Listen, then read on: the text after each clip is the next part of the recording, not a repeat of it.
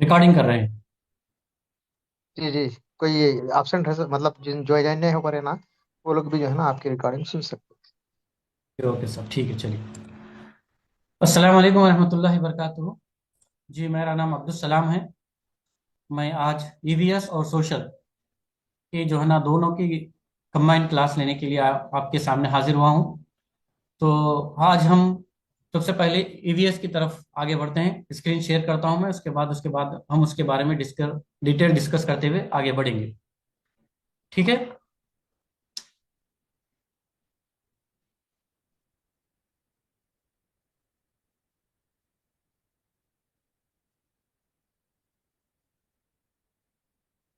Share करना है ना, स्क्रीन शेयर डॉक्यूमेंट। हैं। सलाम साहब, आप होस्ट है, कर ले सकते हैं आप। जी जी, कर रहा हूँ साहब, एक मिनट, स्क्रीन शेयर पे जा रहा हूँ। Okay, your screen is sharing. तो इधर बाजू आ गया मैं।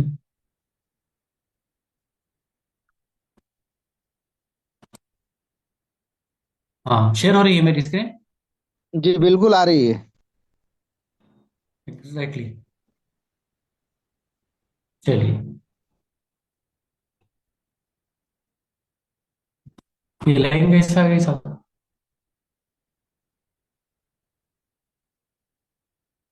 फिजा।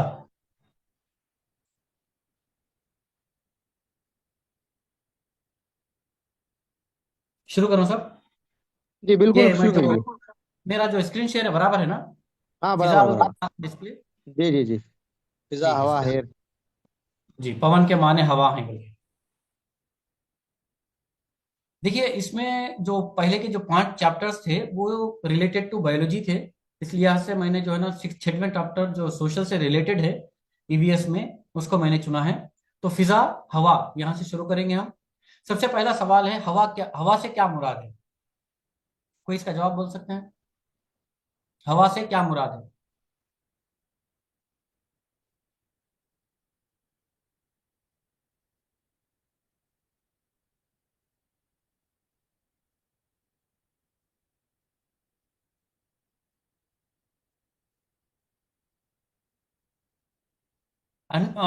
तमाम लोग म्यूट पे है क्या, शकील साहब?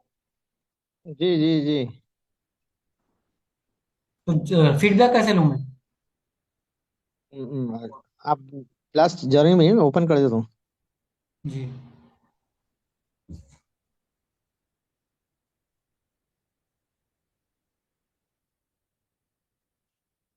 ठीक है, आप ओपन है।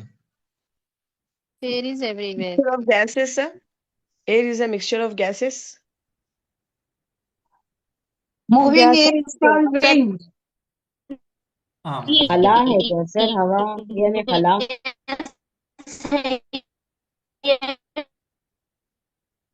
नहीं, देखिए, एक एक करके जवाब दें बेहतर है, तमाम लोग एक साथ बोलने से शायद मिक्सअप हो रहा है। खैर, मुझे हवा अभी जवाब मिल गया हेलो इंग्लिश अस्सलाम में, जो है वालेकुम ना सर। एक मोहतरमा ने कहा। जी। हवा हवा एक गैसेस का जमीन के मजमुआ गिर्द है मौजूद गैसों और का जिसके साथ ज्यादा गलाफ शामिल फिजा होते हैं। यह है। जी जी जी, बिल्कुल दुरुस्त कहा आप लोगों ने कि हवा gases मुख्तलिफ खामिजा. गैसों का मजमुआ है। सिंपल सी बात है। हवा मुख्तलिफ गैसों का मजमुआ है, जिसमें सबसे बड़ी जो हवा का तनासुब है, सबसे बड़ी हवा है, वो है नाइट्रोजन। इसको नहीं पढ़ना बेटे। हमजा बार इब जी, देर इब शकील साहब जरा तमाम को म्यूट कर दीजिए, मैं अपनी तरफ से बोलूँ। इज ई म्यूट इज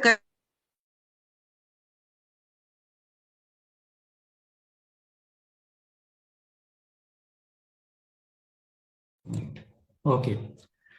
तो देखिए, आप लोगों का जवाब आ चुका है कि हवा मुख्तलिफ गैसों का मजमुआ है। ठीक है, ओके, राइट। तो इन गैसेस में सबसे बड़ी गैस जो पाई जाती है, जिसका सबसे ज्यादा हिस्सा है इस हवा में, जो कि न्यूट्रल है, ना वो नुकसानदेह है ना फायदेमंद है, एकदम न्यूट्रल गैस है, वो है नाइट्रोजन, जिसे हम N2 से भी जाहिर करते हैं। 78% नाइट्रोजन है, बाकी 21% ऑक्सीजन है। अगर ये दो हवाओं को मिला देते हैं तो 99% हवा का तनासुब हो जाता है। उसमें बाकी जो 1% जो गैसेस हैं, उसमें दीगर गैसेस आती हैं। उसमें सबसे पहला आता है आबी बुखारात जिनका तनासुब है 0.4, और उसके बाद है कार्बन डाइऑक्साइड 0.03।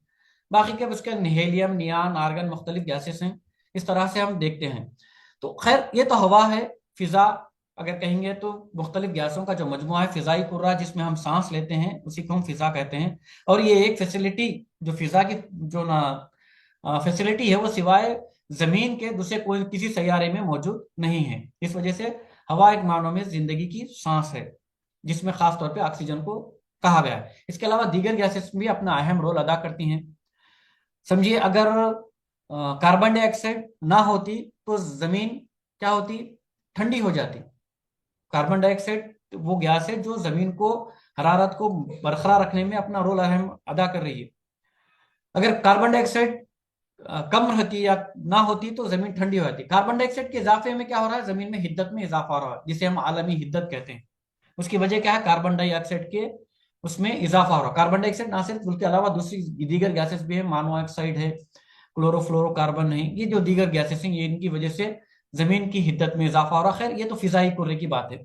इसको हम आगे जाएंगे, अगर आगे बढ़े हम तो देखेंगे कि हवा के जो को एज ए, यहाँ पर हमारी जो किताब में बताया गया है कि हवा को एज ए रिसोर्स, इलेक्ट्रिसिटी के जो है ना रिसोर्स के तौर पे भी इस्तेमाल किया जा रहा है। ना सिर्फ हवा को, बल्कि शमसी तवानाई को, बल्कि पानी की तवानाई को के जरिए जो है ना मुख्तलिफ जो है ना तवानाई की मदद से करंट या हाइड्रो इलेक्ट्रिसिटी का बनाने का जो है ना काम चल रहा है। ये तो खैर जर्नल सी बात है, आप जर्नल देख सकते हैं, मैं इसको आगे ले जाऊंगा। इसमें फिर ये भी कहा गया है कि इस चैप्टर के हिसाब से देखेंगे तो खत्म ना होने वाली तवानाई के वसाइल, खत्म होने वाले तवानाई के वसाइल, यानी जिसे तजदीदी और गैर तजदीदी भी कहते हैं। पेट्रोल, डीजल, केरोसिन, कोयला वगैरह क्या है? वसाइल खत्म होने वाले हैं। ये क्या है? खत्म होने वाले हैं, जिसे हम तजदीदी कहेंगे, यानी एक ना एक दिन वो खत्म हो जाएंगे। गैर तजदीदी, खत्म ना होने वाले, जिसमें शमसी तवानाई, हवा की तवानाई, आबी तवानाई, ना खत्म होने वाले वसाइल की मिसाल है। तो आजकल दौरे जदीद में ना खत्म होने वाले वसाइल को ज्यादा से ज्यादा इस्तेमाल करने की कोशिश की जा रही है। हुकूमत भी इसके तरफ अपना नए नए मनसूबों के जरिए, नए नए प्लानिंग के जरिए इसको रूबे अमल लाने की कोशिश कर रही है। ये तो रही बात। खैर अगर हम हवा की फिजाई कुर्रे की तरफ बढ़ेंगे, आगे बढ़ेंगे, तो फिजाई कुर्रा का जो साख्त है, फिजाई कुर्रे की जो साख्त है, उसमें देखिए थोड़ी सी रोशनी डालते हुए चलेंगे। यहाँ पर बात कही गई थी, फिजाई कुर्रे तकरीबन 1000 किलोमीटर मोटा है। अक़वाम मुत्तहिदा के अमेरिकी खलाई एजेंसी नासा के तौज़ी के मुताबिक जमीन की जसामत बास्केटबॉल की तरह है, तो फिजाई कुर्रा के अतराफ लिपटी हुई प्लास्टिक शीट की तरह होगी। जो फिजाई कुर्रा है उसको अतराफ से, जो कहा गया है जमीन के अतराफ जो गिलाफ है, वो फिजाई कुर्रे का गिलाफ, जिस तरह से एक बॉल में हवा होती है, उसके बाद अतराफ से जो गिलाफ होता है, उसी तरह से हमारे जो जमीन के तरफ का जो लिबादा है, जो गिलाफ है, वो फिजाई कुर्रे के तहत है, जिसमें फिजा में मुख्तलिफ गैसेस हैं। अभी हमने देखा, जिसमें ऑक्सीजन 21% है हजम के एतबार से, नाइट्रोजन 78%, अभी मैंने कहा। बाकी कार्बन डाइऑक्साइड 0.3 और आबी बुखारात 0.4 है। इसके अलावा दीगर अमोनिया मुख्तलिफ गैसेस अपनी अपनी जगह ये कर रहे हैं। रही बात, अब हमें देखना है फिजाई कुर्रे की साख्त। फिजाई कुर्रे को दो साख्तों में डिवाइड किया गया है। एक है फिजाई कुर्रे के साथ में होमोस्फियर, हेट्रोस्फियर।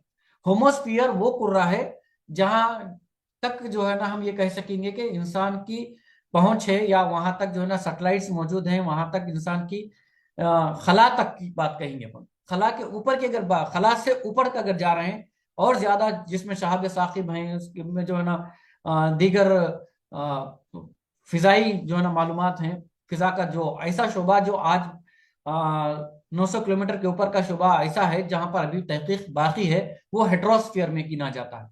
होमोस्फीयर की ऊंचाई तकरीबन 90 किलोमीटर है, जिसमें 3 हरारी थर्मल पाई जाती हैं, ट्रोपोस्फियर, स्ट्रेटोस्फियर, मर्सोस्फियर, जिसमें गैसेस है nitrogen, oxygen, argon, carbon dioxide तरतीबवार हैं।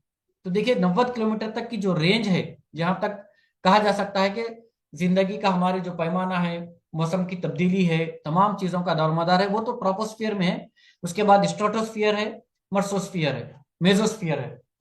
اس کے بعد اس کے اوپر کی جو پرت ہے، 90 کلومیٹر کی جو اوپر کی پرت ہے، وہ ہے ہیٹروسفیئر، جو 90 کلومیٹر سے اوپر کی پرت کہلاتی ہے، جس میں ہیٹروسفیئر میں دو حرارتی پرتیں ہیں، تھرموسفیئر، ایگزوسفیئر.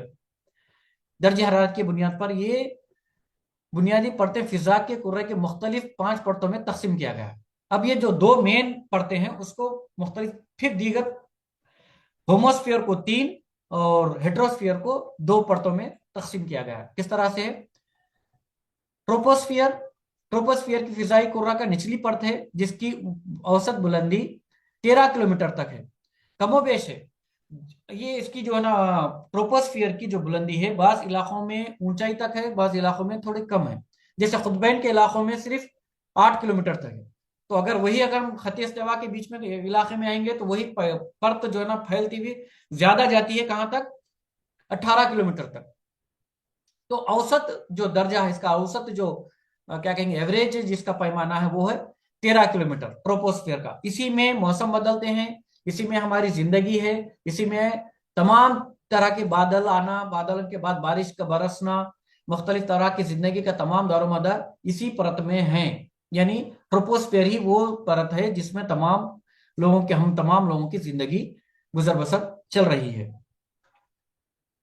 جو فضائی کرے کے جملہ گیسوں کی کمیت 75% اور عملاً تمام نمی گرد کے ذرات مشتمل ہیں. موسم کی مکمل اصطلاح دراصل اسی کرے میں ہے. اس بات میں جیسے جیسے بلندی پر جائیں گے درجہ حرارت کم ہونے لگے گا، جو عام طور پہ شرح حرارت نارمل لیپس ریٹ کہلاتا ہے، جس میں تکثیف، تبخیر، بارش، طوفان وغیرہ موجود ہوتے ہیں. تو اس میں ٹروپوسفیئر میں جیسے جیسے ہم بلندی پہ جائیں گے درجہ حرارت کم ہوتا ہے. اس سے پہلے بھی میں نے اس بات کا ذکر کیا تھا کہ ہر 1000 میٹر پر 6.4 ڈگری سیلسیس کم ہوتا ہے، ہر 1000 میٹر کی بلندی پر. تو اس کے بعد اگر ہم اس کے اوپر کی پرت دیکھیں گے، ٹروپوسفیئر کے اوپر کی پرت ہے اسٹریٹوسفیئر. یہ پرت کی موٹائی تقریباً 50 کلومیٹر ہے. یہ پرت بادلوں اور موسم کے حالات سے مکمل آزاد ہے، یعنی ہمارے موسم سے اوپر کی پرت ہے. اس میں ایک چیز خاص ہے، وہ ہے اوزون لیئر، اوزون پرت، جو زمین کو مختلف سورج کی اشعاع سے، سورج کی جو ڈائریکٹ ریز ہیں، ultra violet raise, x raise وغیرہ، جتنی بھی خطرناک شعاعیں ہیں ان سے پروٹیکٹ کرنے کے لیے، ان سے حفاظت کرنے کے لیے ایک لیئر ہے جس کو ہم اوزون لیئر کہتے ہیں، وہ اسٹریٹوسفیئر میں موجود ہے. اس کے اوپر کی پرت جو کہ ہمارے ہوموسفیئر کی آخری پرت ہے، مرسوسفیئر، جس کی اونچائی تقریباً 80 کلومیٹر ہے، جس میں حجر شہاب ثاقب جسے کہتے ہیں ہم، وہ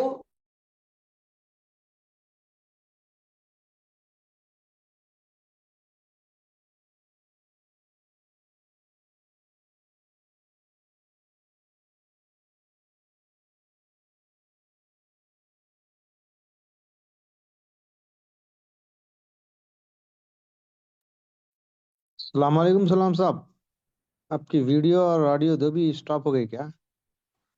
عبدالسلام صاحب،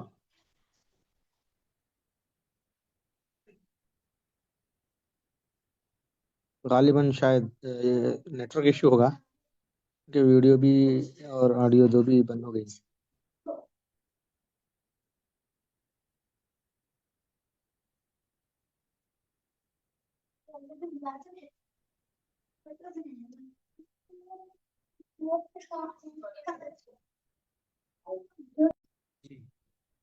ذرا کنیکشن لاس ہو گیا تھا، کوئی یہ نہیں.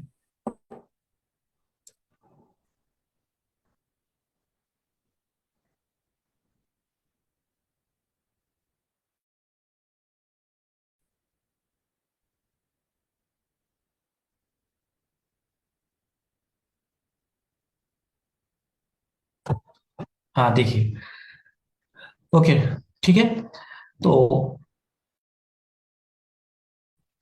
حجر ثاقب جیسے ہی داخل ہوتے ہیں اس میں مرسوسفیئر میں، وہ کیا ہوتے ہیں؟ جلنا شروع ہوتے ہیں.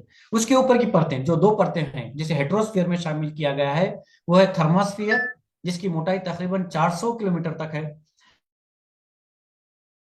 اس کی خاص بات یہ ہے کہ جو ریڈیائی لہریں ہیں، جسے ہم جو ہے نا برقرے کہتے ہیں، इंटरनेट कनेक्शन इज अनस्टेबल। जी, रेडियाई लहरें हैं जिसे थर्मोस्फीयर को और एक नाम है आयोनोस्फीयर। इससे पहले आयोनोस्फीयर कहा जाता था किताबों में, लेकिन अब इसको थर्मोस्फीयर का नाम दिया गया है। आयोनोस जिन्हें बरखीरे कहते हैं, जो रेडियाई लहरें जमीन से इरसाल की जाती हैं, इन बरखीरों पारों के जरिए हैं, इसे आयोनोस्फीयर भी कहते हैं। देखिए, यही आयोनोस्फीयर है जहां पर रिफ्लेक्शन होता है किसका? रेडियाई लहरों का। जो हम तक पहुंच रही हैं लहरें, जो इंटरनेट कनेक्शन है वगैरह तमाम चीजें हैं, यहीं से पहुंच रही हैं। एग्जोस्फियर उसके ऊपर की परत है जिसके बारे में अभी तहकीक बाकी है। बुलंद तरीन परत है जो 1000 किलोमीटर तक जाती है। इसी को हम एक इसके जरिए भी देखेंगे, तस्वीर के जरिए भी, जो कि नेट से मैंने डाउनलोड की है।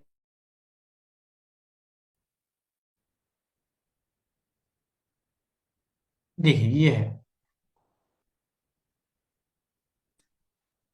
नजर आ रही है आप लोगों को? शेयर हो रहा है स्क्रीन? जी आ रही है। आ रही है सब लेयर्स।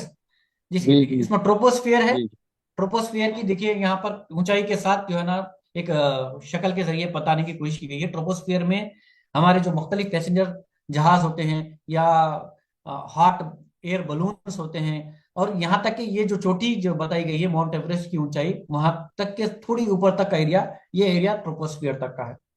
इसके ऊपर का एरिया स्ट्रेटोस्फियर है, जो कि हमारे दूसरी परत है। और इसकी परत की खास बात यह है कि इसके अंदर हम कहेंगे, अभी हमने कहा कि इसके अंदर ओजोन लेयर है। इसके ऊपर मर्सोस्फियर है जिसमें शहाब साकिब जैसे दाखिल होते हैं जल जाते हैं। ये इसकी जो है ना तस्वीर देख सकते हैं आप। उसके ऊपर थर्मोस्फियर है, उसके बाद ऊपर एग्जॉस्फियर है, स्पेसशिप जिसमें हो सकती हैं। सैटेलाइट का जो एरिया है वो थर्मोस्फियर में है। एग्जोस्फियर से थर्मोस्फियर के दरमियान ये सैटेलाइट्स होती हैं, जहां पर ये जो हमें अभी कहा कि रेडियाई लहरें को इनेकास करने, रेडियाई लहरों को पहुंचाने का रोल अदा करती हैं। इसके ऊपर जो है ना हम कहेंगे खला है, यानी यहाँ से खत्म है, यहाँ इसके ऊपर कोई तहकीक बाकी है, अभी इसके बारे में कोई अभी इसके ऊपर की जानकारी हासिल नहीं है। ये एक तस्वीर है। और दूसरी है, एक मिनट, हाँ ये देखिए, इसमें भी एक आसान तरीके से बताया गया है जमीन की किस तरह से लेयर्स को रखा गया है। Troposphere, stratosphere, mesosphere, thermosphere, exosphere. इस तरह से ये जो लेयर्स हैं, एक एक की ऊंचाई, बालाई, तमाम चीजों को आप देख सकते हैं। ओजोन लेयर का भी जिक्र किया गया है। देखिए यहाँ पर ट्रोपोस्फियर के ऊपर जो स्ट्रेटोस्फियर है उसमें ओजोन लेयर है। हजरे साकिब कहाँ दाखिल होकर जलते हैं? मर्सोस्फियर में। सैटेलाइट्स हैं थर्मोस्फियर में, जहां पर आयोनोस जिसे कहते हैं अपन, आयोनोस के माने हैं बरखीरे, जहां पर रेडियाई शुआएं इनेकास करती हैं। उसके ऊपर का एरिया है एग्जॉस्फियर, स्पेसशिप, जिसका तो बहुत कम जिक्र मिलता है हमें देखने में। तो ये आसानी से समझने के लिए इस तस्वीर को मैंने रखा है ताकि आप लोग इजीली इसको अंडरस्टैंड कर सके। ठीक है, तो आगे बढ़ते हैं हम।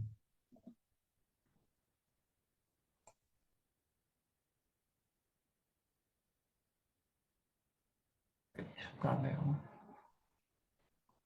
जी, तो इस तरह से अब ये हवा, हवा का जो मुख्तलिफ किरदार है, किस तरह से कहाँ तक फैली हुई है, कहाँ तक का हम जो है ना अंदाजा कर सकते हैं, वो देखा हमने अभी। उसको लेयर्स की शहर में हवा की साख्त की शक्ल में हमने इसको अभी तफसीली तौर पे जाना। अब आगे बढ़ते हैं तो देखिए हवा के दबाव की पट्टियां। अब इसका जिक्र जो है ना हमें आगे की जमातों में मिलता है। नई क्लास में इसका पूरा डिटेल जिक्र है। हवा की दबाव की पट्टियां जमीन पर मौजूद हैं। तो यानी जमीन, हमारी जो जमीन है, जमीन के अतराफ खतेस्तवा, खतेस्तवा का ऊपरी इलाका क्या कहेंगे? खतेस्तवा, खतेस्तवा के ऊपर खते सरतान, फिर उसके ऊपर जो है ना खुतबी इलाका, खुतब शुमाली का इलाका, उसके बाद मुंतखे बारदा का इलाका। खते सरतान से खते जद्दी तक का इलाका, जो जिसे हम गर्म मुंतखे हारा कहते हैं, उसके अंदर की दबाव की पट्टियां, किस तरह से हवा की दबाव पट्टियां एक दूसरे से अपना ये करती हैं। जैसे आमतौर पे जो हवा होती है, जैसे हम क्या कहेंगे, खुतबी इलाके की जो हवाएं हैं वो वहीं पर रोटेट होती हैं। वो यहाँ हमारे इलाके में आने की ये नहीं करती। वहां की शुमाली जो खुतबैन का इलाका है वहीं पर वो उसी इलाके में होती है। इसकी तस्वीर नहीं है मेरे पास, अगर है तो बता देता था मैं। 9th क्लास के उसमें है, देखिए आप। तो खुतबैन, सॉरी, मुंतखे बारदा, मुंतखे मोतदिला, मुंतखे हार्रा, ये तीन जो इलाके हैं वहां पर ही जो है ना हवा का दबाव एक एक इलाके का उसी उसी दौर में चलता रहता है। उसी को अगर आगे देखेंगे अपन तो ये देखा जा सकता है कि ये हवाएं अगर आगे बढ़कर बार बार क्या होती है, जैसे हम देखेंगे कि मुख्तलिफ हवा के दबाव की पट्टियों में ये भी बात आती है 9th क्लास में। मुख्तलिफ हवाएं हैं, जैसे सर्द हवाएं हैं, गर्म हवाएं हैं, इलाकाई हवाओं के एतबार से सर्द हवाएं, गर्म हवाएं हैं। सर्द हवाएं वो हवाएं जो है फ्रांस और यूरोप के इलाकों में चलती हैं, बहुत ही सर्द होती हैं। लेकिन उन्हीं को काटने के लिए गर्म हवाएं भी चलती हैं, जिसका जिक्र 9th क्लास में पूरा डिटेल्स है, हवाई दबाव पट्टियां और उसके अलावा हवाई मुकामी हवाएं जो कहा गया है उसके अंदर आपको मिलेगा। अब उसको देख लीजिए एक बार। मैं इसमें आगे तफसील से नहीं जाना चाह रहा, इसमें और गए तो बहुत ही डिटेल है। इस पर हम बात कर रहे हैं फर्स्ट पेपर के एतबार से। अभी इसका जिक्र पूरा तकरीबन दायमी हवाएं, मौसमी हवाएं, मुकामी हवाएं, जिसका भी जिक्र मैंने किया, तमाम जिक्र जो है ना 9th क्लास में है। 9th में इसमें पूरा डिटेल रखा गया है। देखिए मुकामी हवाएं, मैंने अभी जो कहा, मुकामी हवाएं लोकल हवाएं, मुकामी दर्जे दर्जे हरारत और दबाव में फर्क की वजह से चलती हैं, छोटे से इलाके को मुतासिर करती हैं। गर्म मुकामी हवाएं हैं, दर्जे हरारत में इजाफा का बायस बनती हैं। ठंडी हवाएं बाज़ वक्त इलाकों में दर्जे हरारत को नुक्ते इंजमात से नीचे लाती हैं। ये मुकामी हवाएं ट्रोपोस्फीयर की निचली परत में पाई जाती हैं। इनके मुख्तलिफ नाम हैं, जैसे मिस्ट्रल, मिस्ट्रल है, जैसे हमारे पास जो गर्म हवा चलती है जिसे लू है, काट मुख्तलिफ हवाओं के नाम है, मुझे याद नहीं आ रहे, आप 9th क्लास में इसको डिटेल देख सकते हैं। अब रही बात सवालात, देखिए फिजा में कुर्रे में ऑक्सीजन की मकदार कोई बड़ा ये नहीं है, 21% कोई भी कह सकते हैं। फिजाई कुर्रे में किस गैस की मकदार सबसे ज्यादा है? Nitrogen of course. Carbon dioxide का तनासुब 0.3। पौधे फिजाई कुर्रे में आबी बुखारात का फीसद, पूरे पूरे फिजाई कुर्रे में आबी बुखारात का फीसद 0.4। बादलों से आजाद परत, बादलों से आजाद परत कौन सी है? हेट्रोस्फियर, थर्मोस्फियर, होमोस्फियर, ट्रोपोस्फियर। होमोस्फियर, ट्रोपोस्फियर यही है। अब इसमें देखिए दो जवाब दिए हैं, थर्मोस्फियर और हेट्रोस्फियर, ये दो भी बादलों से आजाद है। इस तरह का जो सवाल थोड़ा सा ये है, इसमें दो भी जवाब करेक्ट हो सकते हैं। थर्मोस्फियर भी बादलों से आजाद है और हेट्रोस्फियर तो थर्मोस्फियर का पहली परत है। फिजाई कुरे की सबसे निचली परत है ट्रोपोस्फियर। गैसों और जर्रात का आमेजा कहलाता है फिजाई कुर्रा। ओरियस, लफ्ज ओरियस, ओरियस फिजाई कुर्रे की सबसे निचली परत, निचली परत, अच्छा निचली परत, दो बार सेम सवाल आया।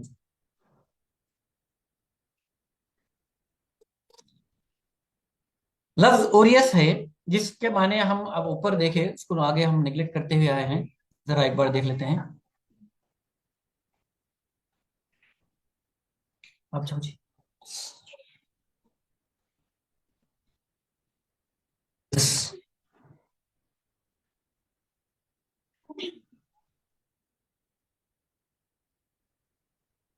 क्लियर।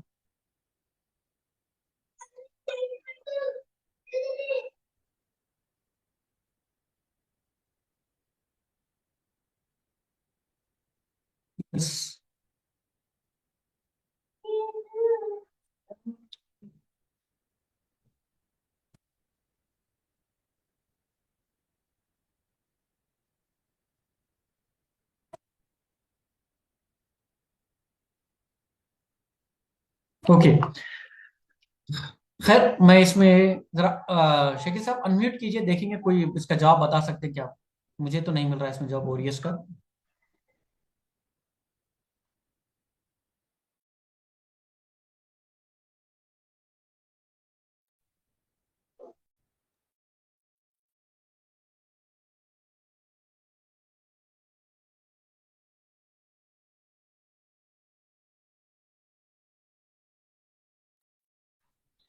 जी बताइए अगर किसी को पता है। ओरेस, लफ्ज ओरेस है अंग्रेजी, यूनानी, लातीनी, फ्रेंच।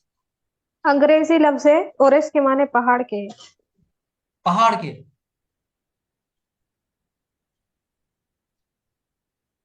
कच्छधात के माने हैं ओरिस। कच्छधात। कच्छधात का तो जिक्र नहीं आया हमारे पास। पहाड़ के है सर, 9th क्लास की टेक्स्ट बुक में। पहाड़ पहाड़ के है ओरेस। हाँ पहाड़ है। हाँ, ये जो मकामी हवाएं हैं पहाड़ों पर जो है ना टकरा कर जो है ना मुख्तलिफ रूप अपना इख्तियार करती हैं, इसी में से है शायद ओरियस। जी। मगर लफ्ज अंग्रेजी है या यूनानी लातीनी है? अंग्रेजी है सर। अंग्रेजी लातीनी है। है सर। लैटिन लैटिन लफ्ज है सर। हाँ हाँ। लातीनी है सर, लातीनी। लातिनी लफ्ज देखिए, है। लातीनी है ये सर। जो ओरिस, जितने भी अल्फाज हमें आमतौर पे मिलते हैं या तो यूनानी होते हैं या तो लातीनी होते हैं। अंग्रेजी तो आम अल्फाज है, आम जबान में इस्तेमाल होते हैं। तो ये लातीनी लफ्ज है। लातीनी। लेटेस्ट तौर पे जो अल्फाज इस्तेमाल होते हैं वो लातीनी होते हैं। मेरा एक मुताला है कि लेटेस्ट जो अल्फाज होते हैं वो लातीनी होते हैं, जो कदीम अल्फाज होते हैं वो यूनानी होते हैं। खैर, यहाँ पर एक डाउट मुझे भी था इस बारे में, क्योंकि 9th की मतलब मुकम्मल जो है ना देख कर नहीं आया हमें। इस वजह से ओरियस के माने पहाड़ के हैं, जिसके माने ये एक लातीनी लफ्ज है। ठीक है, कच्छधात आगे है बढ़ते सर। हैं। जी। कच्छधात। कच्छधात। जी। कच्छधात नहीं है। कच्छधात यानी वो मादनियात में इस्तेमाल होने वाला है ना कच्छधात। हाँ सर, नहीं होता वो। मेटेलॉइड्स। नहीं नहीं होता। या देखिए आप, फिर आप यहाँ लफ्ज ओरेस के माने हैं समंदर, पहाड़, जमीन, आसमान। पहाड़। पहाड़ पहाड़ है। जी जी बिल्कुल, पहाड़ यहाँ पर आया फिर। तो ऊंची परत पूछा सर। जी। 9th वन सबसे ऊंची परत पूछे। सबसे ऊंची परत। एग्जोस्फियर है सर। हाँ, हाँ ऊंची परत, जी जी जी, हाँ। वो निचली परत ही ऊंची परत है। एग्जॉस्फियर है, राइट, वेरी नाइस। हाँ। जी। ठीक है। अब देखिए हम इसको, अब ये जो हवाओं का नाम था 9th क्लास में, देखिए फुहान, गर्म हवा है, शुमाली ढलान से पर चलती हैं। कौन से पहाड़ों पर चलती हैं? रॉकीज पर्वत, इंडीज पर्वत, आल्प्स, हिमालयस। आल्प्स। आल्प्स। जी। ये आल्प्स का जिक्र आता है हमें कहाँ पर? गर्म हवा, गर्म हवाएं जो ढलान पर चलती हैं आल्प्स पर, ये है यूरोप में। यूरोप में है ना?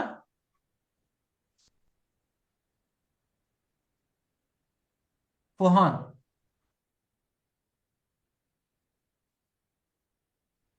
आइडिया। जी जी, यूरोप में है। ठीक है, अब इसको हम जो है ना, ये आप प्रैक्टिस करिए। आप देखिए इसमें माने यहीं पर जो है ना दिए गया है। देखिए, अरब सहरा में सिगमन से, जापान में योमा है, न्यूजीलैंड में नॉर्वेस्टर। ये गर्म हवाएं हैं पूरी। तमाम हिंदुस्तान में लू है। ये गर्म हवाएं हैं। गर्म हवाएं यहाँ दिया, देखिए आंसर। और एक सवाल मैंने इससे पहले भी किया, कौन से कुर्रे में बर्की चार्जेस आयोनोस पाए जाते हैं? Stratosphere, thermosphere. थर्मोस्फीयर। थर्मास्फीयर। जी, थर्मास्फीयर का दूसरा नाम ही आयोनोस्फीयर है एक्चुअली। अस्सलाम वालेकुम ठीक है। सर। सर साउंड नहीं आ रही। किसकी? मेरी साउंड नहीं आ रही? आ रही सर। क्लियर आ रही सर। जी।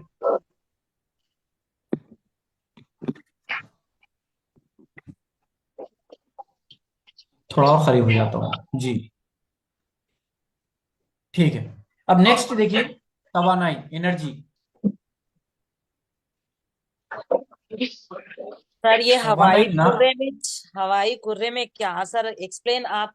कभी ट्रोपोस्फेयर में जा रहे, फिर एकदम मीसोस में आ जा रहे, फिर एकदम फिर स्ट्राटो में जा रहे, फिर एग्जोस में आ जा रहे सर। 1 by 1 किसमें क्या होता, कितने मैं किलोमीटर बोला इसको, तक। क्लियरली बताया, ट्रोपोस्फियर हमारी जिंदगी की बालाई परत है जिसमें मौसम बदलते हैं, ये बहुत तमाम तर अच्छा मौसमी बोले सर। तब्दीलियां होती हैं। जी। ये आप जब नेक्स्ट परत पे आए, आप सेकेंड वाले पे, उसको बिल्कुल नहीं, अधूरा सवालात करके। में बोल रहा हूं मैं। इससे पहले जब आप बोला स्टार्टिंग में, मैं तमाम परतों का क्लियरली जिक्र किया मैं।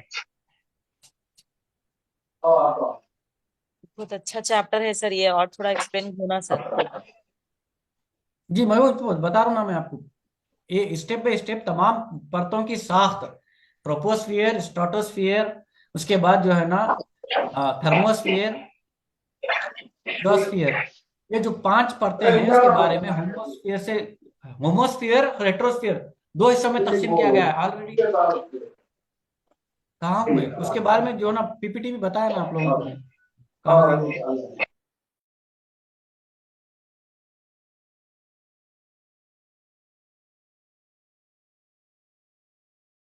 म्यूट कर दूं। देखिए ये इसके जरिए मैंने आप लोगों को स्टेप बाय स्टेप तमाम चीजें बताया कि थर्मोस्फीयर में क्या है, स्ट्रेटोस्फीयर में क्या है, मेसोस्फीयर, थर्मोस्फीयर, एक्सोस्फीयर, पूरे परतों का जिक्र किया मैं। खाली इसमें डिटेल अगर मैं बोलता चाहूंगा तो मेरे पास इतना वक्त नहीं है कि जो है ना फिजाई कुर्रे में आधा घंटा हो गया हमारा, अभी उतना टाइम नहीं बचा कि हम जो है ना आगे चैप्टर्स को, आगे की चीजों को कवर कर सकें। इस वजह से मैं सरसरी तौर पे स्पीडली अपना अपना अपना जो बात है वो कहते हुए चले जा रहा हूँ। हाँ, इसको जो है ना सर रिकॉर्ड भी कर रहे हैं, आप चाहे तो फिर बाद में सुन सकते हैं, ऐसी कोई बात नहीं है। चलिए अब आगे बढ़ते हैं।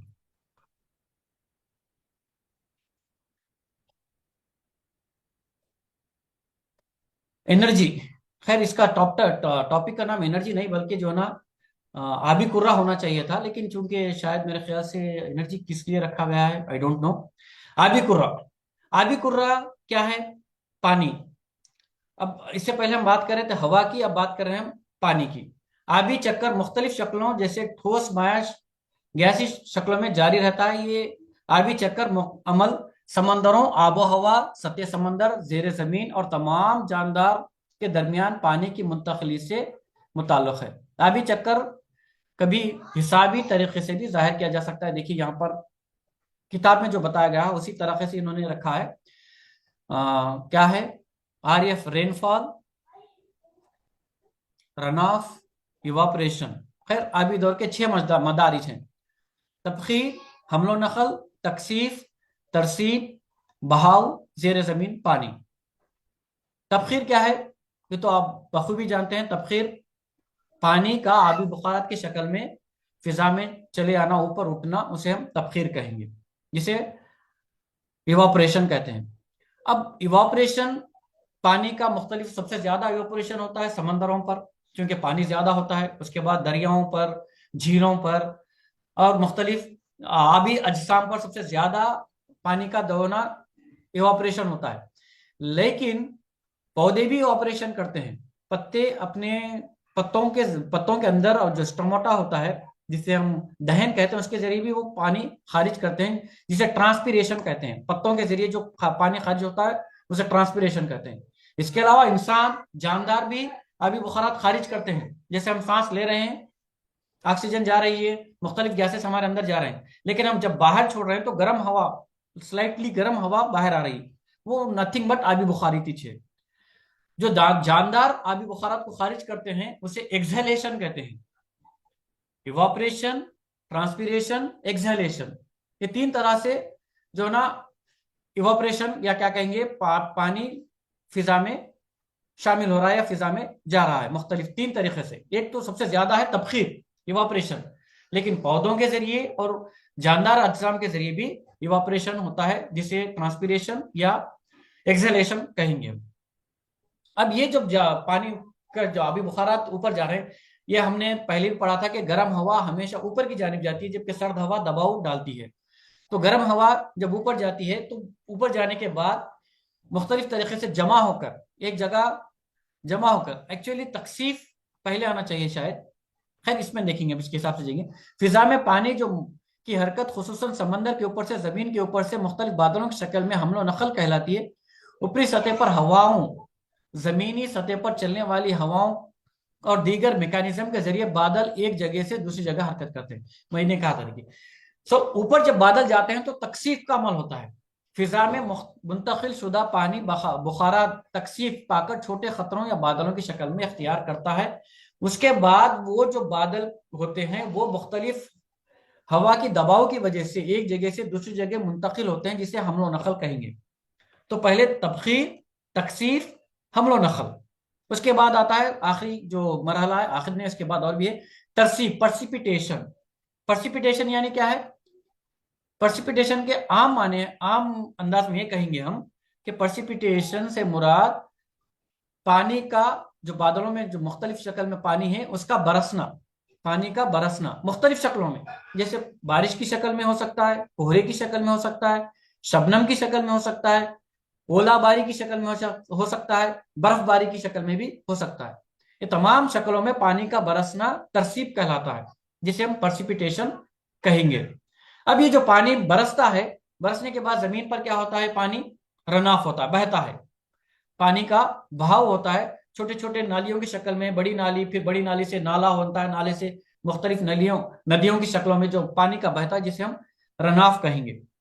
और रनाफ होने से पहले एक्चुअली क्या होता है, पानी जेर जमीन, पानी ग्राउंड लेवल का जो पानी है उसमें जज्ब होता है, जमीन में जज्ब होता है, उसे हम ग्राउंड लेवल पानी कहेंगे। उसके बाद रनाफ होता है, पहले पानी जज्ब होगा, जब जमीन का पानी का जज्ब होना खत्म हो जाएगा तो पानी बहना शुरू होगा।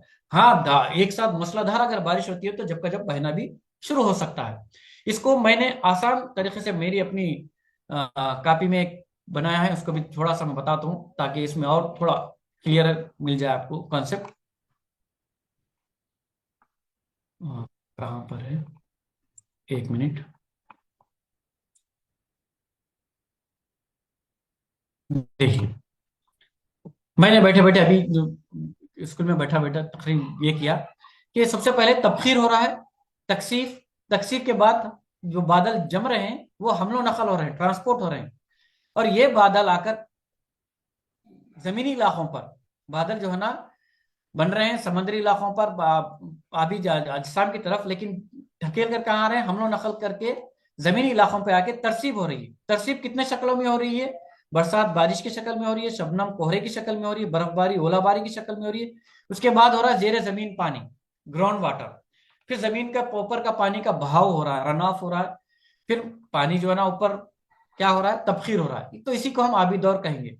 लेकिन तबखीर की जो और दो शक्लें हैं, जिसे हम ट्रांसपीरेशन कहते हैं और एक्सहालेशन कहते हैं। ट्रांसपीरेशन पत्तों और पौधों के जरिए होता है, जिसे पानी आबी बुखारात बनकर हवा में उड़ता है। दूसरा है एक्सहालेशन, जो जानवरों के जरिए भी होता है। ये भी तबखीर की दो मुख्तलिफ शक्लें हैं। तो इसी को हम आबी दौर कहते हैं। चक्कर चलता रहता है। अब कब तक चलता, कैसा चलता, ये नहीं कह सकते हम, जब तक चलेगा शायद जब तक जमीन बाकी है। तो ये आबी दौर है, यही मौसम को जो है ना मुतदिल बनाने में, या क्या कहेंगे, जमीन को बरकरार रखने में अहम रोल अदा कर रहा है।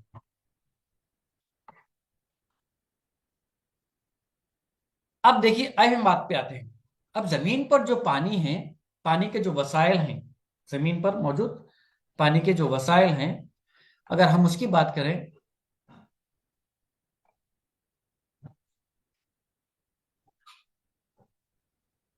शेयर हो रहा है स्क्रीन में, एक मिनट।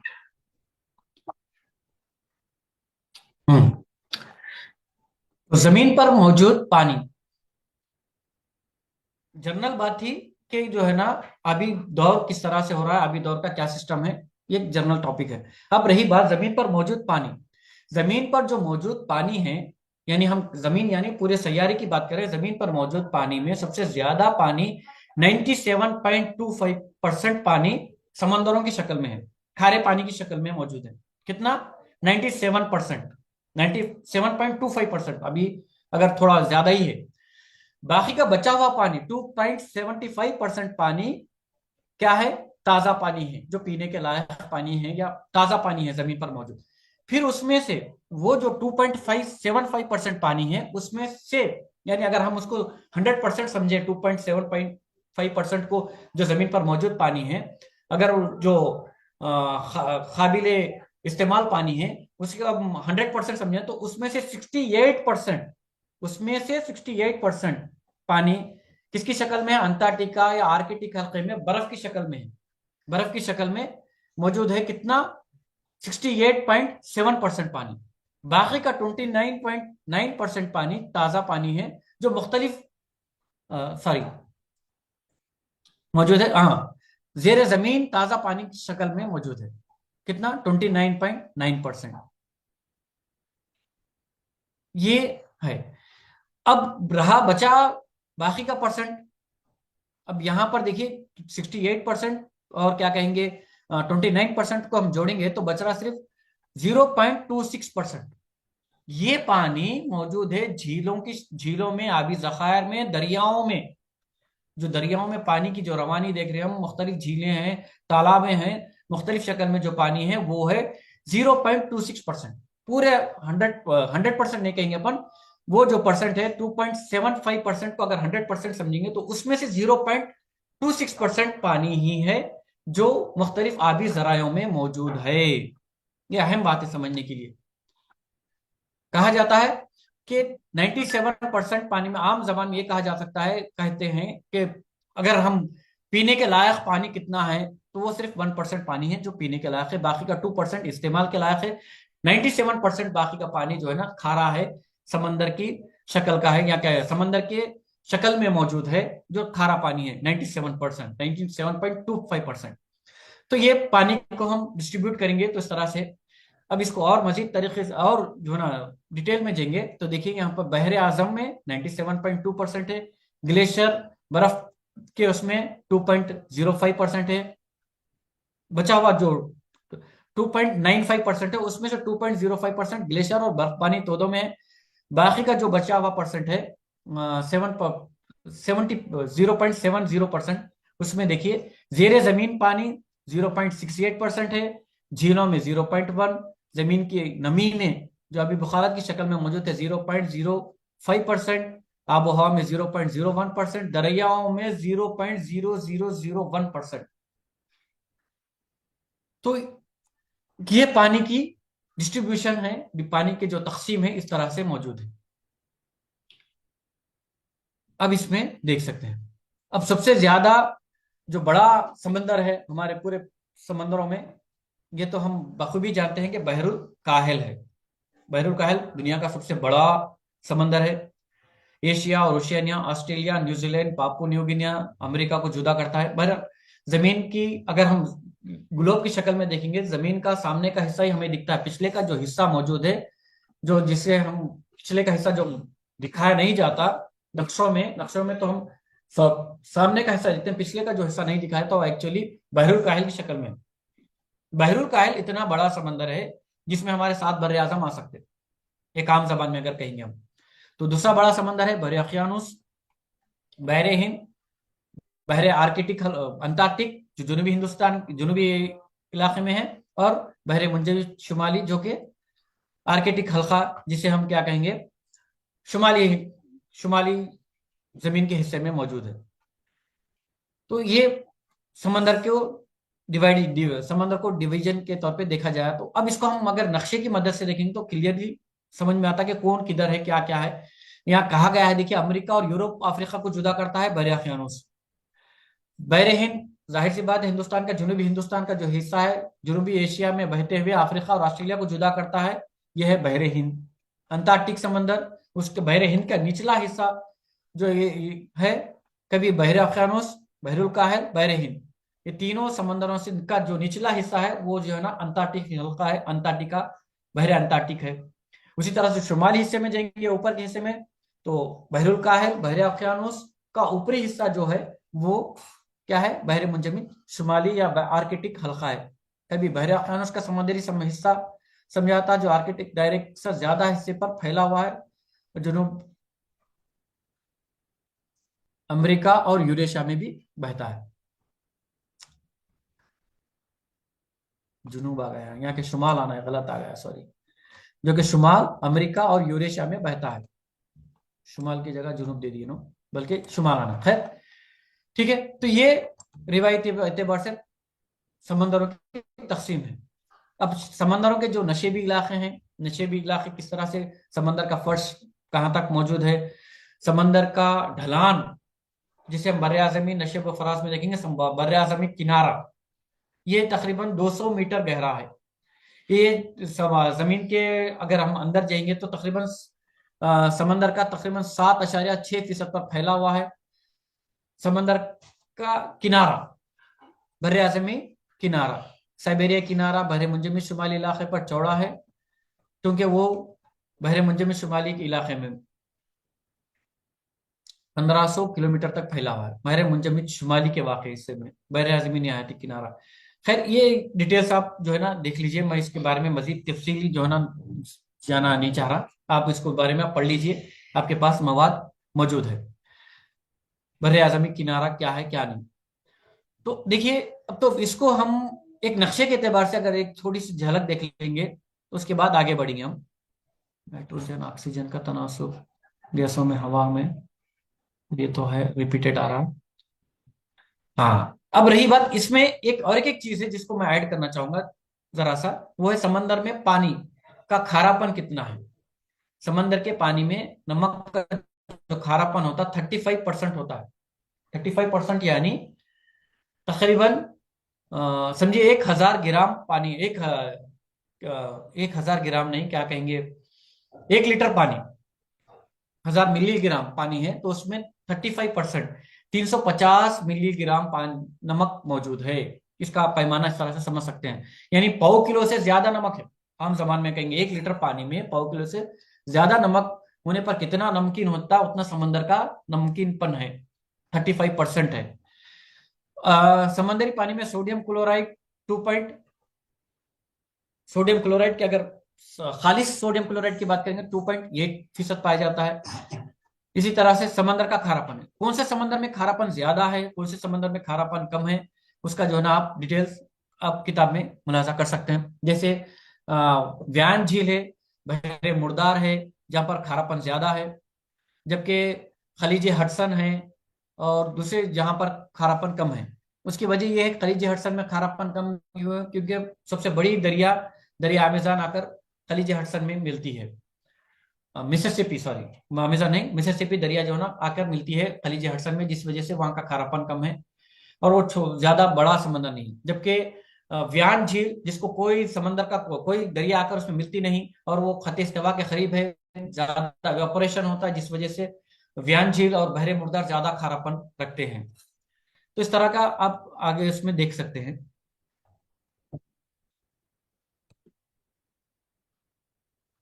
अब इसके सवालात अगर लेंगे ना चाहें तो लेंगे अपन।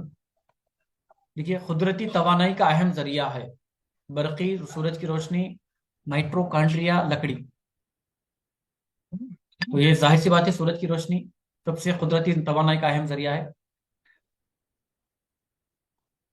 रोशनी के छोटे छोटे जर्रात में मौजूद तवानाई क्या कहलाती है? हरारी तवानाई, कीमियाई तवानाई, बरकी मकनातीसी तवानाई, अशा या न्यूक्लियर तवानाई। तो छोटे छोटे जो हरारी जर्रात में मौजूद है वो क्या है? मेरे ख्याल से हरारी तवानाई है।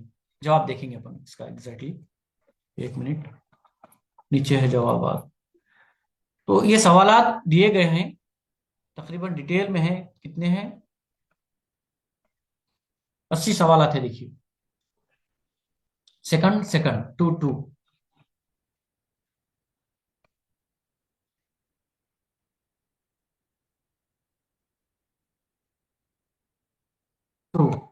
अच्छा, रोशनी के छोटे छोटे जर्रात में मौजूद तवानाई कीमियाई तवानाई है। जवाब है इसका कीमियाई तवानाई। अच्छा, अब ये साइंस वाले में बेहतर तरीके से इसको एक्सप्लेन कर सकेंगे, मैं जो है ना जनरल सी बात बता चुका हूं। खैर, अवाम की मदद से अवाम के जरिए उगाए जाने वाले जंगलात, हाँ, सरसब्ज जंगलात, सोशल फॉरेस्ट्री, एनर्जी फॉरेस्ट्री या इंसानी फॉरेस्ट्री। तो इसका जवाब है सरसब्ज जंगलात। दुनिया का अहम रिवाजी हयातियाती ईंधन, अहम रिवाजी हयातियाती ईंधन क्या है भाई? मेरे ख्याल से लकड़ी होगा, शमसी तवानाई जी। दुनिया का अहम रिवाजी हयातियाती ईंधन शमसी तवानाई है। तो खैर बहरहाल ये जो है ना आप डिटेल में पढ़िए, इसके सवालात को जो है ना प्रैक्टिस करिए, इसमें जो है ना आपको जो है ना जवाबात मिल जाएंगे। इसके बाद के चैप्टर में चलते हैं आगे, नेक्स्ट।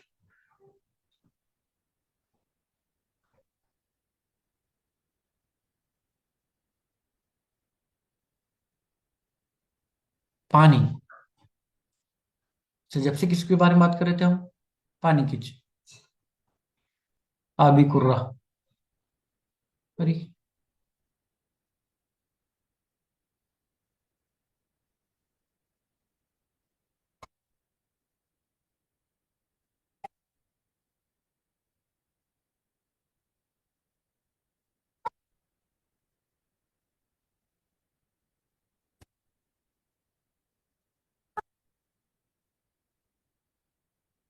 हमारा जिस्म। हाँ, अब ये है इसका हमारे जो इसका ईवीएस का नेक्स्ट चैप्टर कहेंगे हमारा जिस्म। ये एक्सप्लेन बेहतर तरीके से शायद हो सकता है हमारे बायोलॉजी के जो टीचर्स हैं वो लोग बेहतर तरीके से एक्सप्लेन करेंगे हमारा जिस्म, आवर बॉडी। खैर वैसे तो हवा से खमसा जो जरूरी चीजें हैं उसके बारे में है, जैसे आंख, नाक, कान, चकना, जबान और जिल्द के बारे में डिटेल रखा गया है। ये 4th और 5th की क्लास में डिटेल तौर पे रखा गया है। 5th क्लास में खास तौर पे हमारा जिस्म, अंदरूनी आज़ा, बैरूनी आज़ा कहकर चैप्टर्स है, इसके बारे में बेहतर तरीके से हमारे साइंस के टीचर्स इसको समझा सकेंगे। मैं आगे बढ़ता हूँ। हजमी निज़ाम, ये भी साइंस के रिलेटेड है।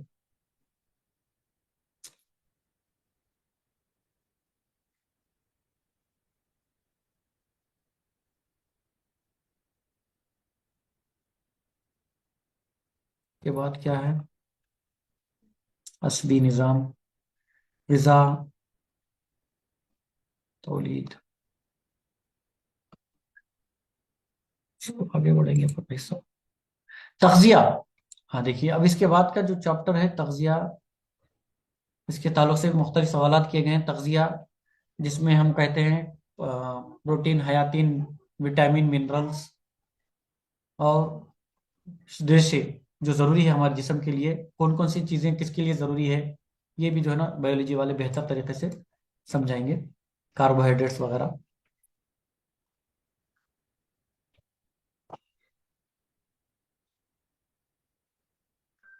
हाँ हाँ, अब आए हमारी बात। नक्शा, सिमतें, जिला, रियासत, मंडल। देखिए अब यहाँ पर आम जबान पे कहेंगे हम तो ये कहा जा सकता है कि नक्शे की शुरुआत होती है सिमत से। सिमत पहले मालूम होना चाहिए, उसके बाद नक्शा बनाया जाता है। इसकी नक्शे की शुरुआत को देखेंगे। नक्शे को समझने के लिए हम नक्शे पर किसी तबई शय को जाहिर करने के लिए अलामतों का इस्तेमाल करते हैं। मुख्तलिफ चीजें हैं, तो बहरहाल ठीक है। अब इसमें से नक्शे की जो है ना तमाम बातें तो ठीक है, लेकिन एक चीज है कंटूर लाइंस। कंटूर लाइंस क्या है? कंटूर लाइंस या खाताई लकीरें जिसे कहते हैं हम, कंटूर लाइंस से क्या मुराद है? ये कंटूर लाइंस का जिक्र हमें कहाँ मिलता है? खास तौर पे इसका जिक्र मिलता है 6th की क्लास में डिटेल में आता है कंटूर लाइंस। कंटूर लाइंस किसी भी इलाके की बुलंदी को जाहिर करने वाली लकीरें हैं, जैसे पहाड़ी ऊंचाई या उस इलाके की जो सतह समंदर से जो ऊंचा इलाका है, कितने एरिया तक कितना ऊंचा इलाका है, उसको जाहिर करने के लिए खाते लकीरों को इस्तेमाल किया जाता है, जिसे कंटूर लाइंस कहते हैं। इसकी जो है ना क्या है तारीफ? खाते लकीर वो लकीरें जो एकसा बुलंदी वाले मकामात को मिलाते हैं, खींची जाती हैं। खाते लकीरें बेतरतीब होती हैं, जिनका दारोमदार जमीन की हैयत पर होता है, एक दूसरे को कता नहीं करती। बाज़ इलाके नशेब व फराज के एतबार से कहीं नीचे कहीं ऊपर हो सकती है खाते लकीरें। दो खाते लकीरें के दरमियान का फासला मंजर आम जमीनी मंजर पर मुनहसर होता है। अगर जमीन ढलान बुलंद हो तो खाते लकीर करीब होंगे, अगर जमीन पस्त हो तो खाते लकीरें एक दूसरे से दूर होंगे। तो देखिए खाते लकीरें क्या है? वही है जो बुलंद इलाके को, जैसे 50 मीटर, 100 मीटर, 1000 मीटर या 2000 मीटर, जिस तरह से हम बुलंद पहुंचेंगे एक सा मुकामात पर, जमीन का मुख्तलिफ एरिया है, पहाड़ी इलाका है समझिए, तो एक ही मुकाम नहीं बल्कि पूरा अतराफ का एरिया, जहां से हम उसके जो ना पूरे जमीन के अर्द गिर्द से जो ना मापने की कोशिश करते हैं। जैसे सतह समंदर से ऊंचाई का इलाका जब जैसे शुरू होता है, वो ऊंचाई के इलाके पर 50 मीटर पर कितना एरिया फैला हुआ है जो सेम बुलंदी पर है, फिर उसके बाद 100 मीटर पर कितना एरिया फैला हुआ है जो सेम बुलंदी पे है, उसको जो लकीरों से जाहिर किया जाता है उसको कंट्रोल लाइंस कहते हैं। और ये कंट्रोल लाइंस तरतीबवार नहीं हो सकती, क्योंकि हर जगह सेम एक ही तरीके से हैयत के एतबार से एक ही तरीके से जो है ना बुलंदी के एतबार से रहना जरूरी नहीं है। नशेब व फराज होते हैं, कहीं बुलंद इलाका होता है, कहीं नीचा इलाका होता है, कम ज्यादा होता है थोड़ा बहुत, लेकिन एक जर्नल पर्सपेक्टिव होता है कि जो है ना ये इलाका 100 मीटर्स तक है या 200 मीटर्स तक है या इस तरह से ऊपर इलाका है, तो वो इलाके के एतबार से क्या होता है, कंट्रोल लेंस के जरिए जाहिर किया जा सकता है। ये एक कॉन्सेप्ट है जो आमतौर पे पूछता है एग्जाम्स में खाते लकीरों का। अब रही बात सेकंड स्टेप जो हम देखेंगे वो है नक्शे में तूले बलद अर्जे बलद। तूले बलद जमीन पर मौजूद फर्जी वो लकीरें हैं दायरा नुमा, सॉरी अर्जे बलद दायरा नुमा लकीरें हैं जो जमीन पर आड़े तौर पर मारी जाती हैं, और ये दरमियान में जो लाइन है, जो बीच में सेंटर में लाइन है जिसे हम खत इस्तवा कहते हैं, वो सबसे बड़ी है। जैसा जैसा हम ऊपर जाएंगे क्या होते हैं, कम होते रहते हैं, उसके जो दायरा है छोटा होता रहता है। उसी तरह से जमीन पर मौजूद निफ्स दायरे, आधे दायरे, जिसे हम तूले बलद कहेंगे, जो खुतबे शुमाली से खुतबे जुनूबी तक जुड़ते हैं। ये दायरे, निफ्स दायरे, दायरे और निफ्स दायरे, ये फर्क है। अर्जे बलद दायरों की शक्ल में होते हैं जो दायरे की तरह धीरे धीरे छोटे होते चले जाते हैं, जबकि निफ्स दायरे हैं, आधे दायरे हैं, जिसे हम तूले बलद कहते हैं, जो खुतबे शुमाली से खुतबे जुनूबी को जोड़ते हैं, जिसे हम निफ्स दायरे कहेंगे, आधे दायरे कहेंगे। खैर इसके बारे में तफसीली तौर पे आगे देखेंगे हम। देखिए भाई यहाँ पर 2-4 पॉइंट हैं, बातें हैं जो जरूरी है मैं बताता चलूं। जमीन को सबसे पहले जो जमीन गोल है साबित करने के लिए एक सयाह निकला जिसका नाम था मेगलान, जिसने जमीन का मुकम्मल सफर किया। पहले ये लोग समझते थे कि जमीन चपटी है, हो सकता कहीं जाकर गिर जाएंगे हम, लेकिन मेगलान ने सफर करके ये साबित किया कि जमीन गोल है सबसे पहले। उसके बाद जमीन के मुख्तलिफ नक्शे बनना शुरू हुए जिसकी मदद से लोग एक जगह से दूसरी जगह सफर करने लगे। उसमें सबसे अहम नक्शा आता है अल-इदरीसी का, जो कि अरब स्कॉलर था। अल-इदरीसी का नक्शा आता है जो वो काफी अहम माना जाता है उस जमाने में, जिसकी मदद से कई सयाह सफर करे। अब ये कहा जाता है कि वास्को डी गामा ने हिंदुस्तान का सफर किया और 1498 में समुद्री रास्ते के जरिए से हिंदुस्तान तक पहुंचा। तो वो किसकी नक्शों की मदद से हिंदुस्तान तक पहुंचा? तो वो नक्शे की मदद से पहुंचा अल-इदरीसी के। अल-इदरीसी के नक्शों की मदद से वो जो है ना हिंदुस्तान तक पहुंचा। लेकिन अल-इदरीसी की खास बात थी, जुनूब को ऊपर, शुमाल को नीचे बताया जाता था, यानी बैद आज के दौर के एतबार से बरक्स तौर पे इस्तेमाल होता था। खैर ये एक अहम है। इसके अलावा नक्शों का इस्तेमाल कई लोगों ने किया। गेराइडस मर्काटर है जिसने, यूनानी है, मसरियां हैं, मुख्तलिफ लोगों ने अपने अपने एतबार से उस दौर में नक्शों का मुख्तलिफ तरीके से इस्तेमाल किया है। ये इसका जिक्र आपको कहाँ मिलता है? 8th क्लास में डिटेल मिलता है। 8th क्लास के अगर फर्स्ट चैप्टर में देखेंगे आप तो पूरा इसकी तारीख आपके पास मौजूद है।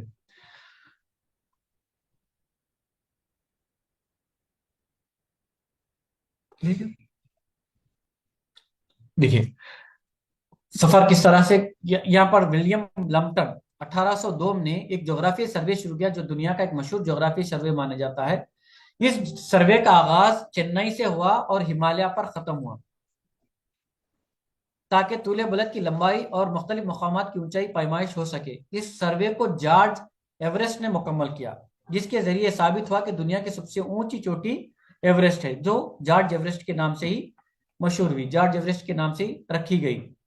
पहली मर्तबा ये जो सर्वे किया गया जिसे साइंटिफिक तरीके की पैमाइश के तौर पे माना जाता है, साइंटिफिक तरीके से किया गया सर्वे है। शुरू करने वाला विलियम लम्पटन है, लेकिन इसको जो है ना पाए तकमील तक पहुंचाने वाला, इस सर्वे को मुकम्मल करने वाला सर जॉर्ज एवरेस्ट है, जिसने ऊंचाई एवरेस्ट तक की ऊंचाई को नापकर बताया। इसकी शुरुआत चेन्नई से हुई और ये सतह समंदर, चूंकि चेन्नई सतह समंदर से टच होता, वहां से शुरू होकर हिंदुस्तान के ऊंचे बुलंद तरीन मुकाम या हिमालय के बुलंद तरीन चोटी तक का इसका सर्वे किया गया। तो खैर नक्शों को जांचने के लिए, नक्शों को समझने के लिए सिमतों का तयन करना है। ये तो जो है ना हमने पढ़ा कि शुमाल को नक्शों में हमेशा ऊपर की तरफ, जुनूब को हमेशा नीचे की तरफ बताया जाता है। राइट साइड मशरिक और लेफ्ट साइड मगरिब होती है। इसके अलावा अब इसको खैर इसमें तो जो है ना बुनियादी मालूमात रखे गए हैं 6 7 की क्लास तक, या क्या कहेंगे 4th 5th की क्लास में भी इसको जो है ना छोटी सी मालूमात रखी गई। इसको समझने के लिए मैं एक क्या काम करता हूँ, मेरे पास हमारे स्कूल में बनाया गया एक नक्शा है जिसकी मदद से हम जरा और इसकी गहराई में जाएं।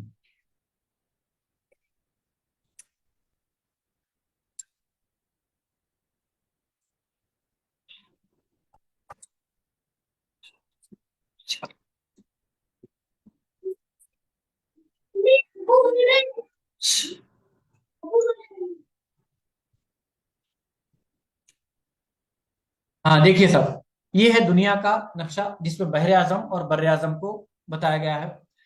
ये तो आम नक्शा है, हर कोई जानते हैं, लेकिन इसकी थोड़ी टेक्निकल पॉइंट्स जो जरूरी है मैं बताना चाहूंगा, वो आपके सामने रखूंगा। दुनिया का नक्शा है जिसमें बर्रे आजम बहरे आजम को रखा गया है। 6th क्लास में इसको जो है ना देखा जा सकता है। बर्रे आजम कौन से हैं? एशिया, यूरोप, शुमाली अमेरिका, जनूबी अमेरिका, ऑस्ट्रेलिया, अफ्रीका, अंटार्कटिका, ये जो है ना 7 बर्रे आजम है। अगर हम इसके बहरे आजम की बात करेंगे,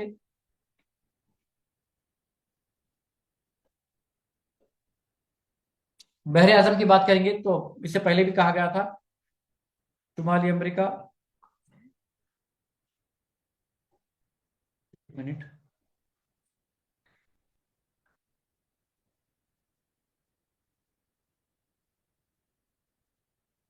जी, बहरे आजम ये है बहरुल काहिल।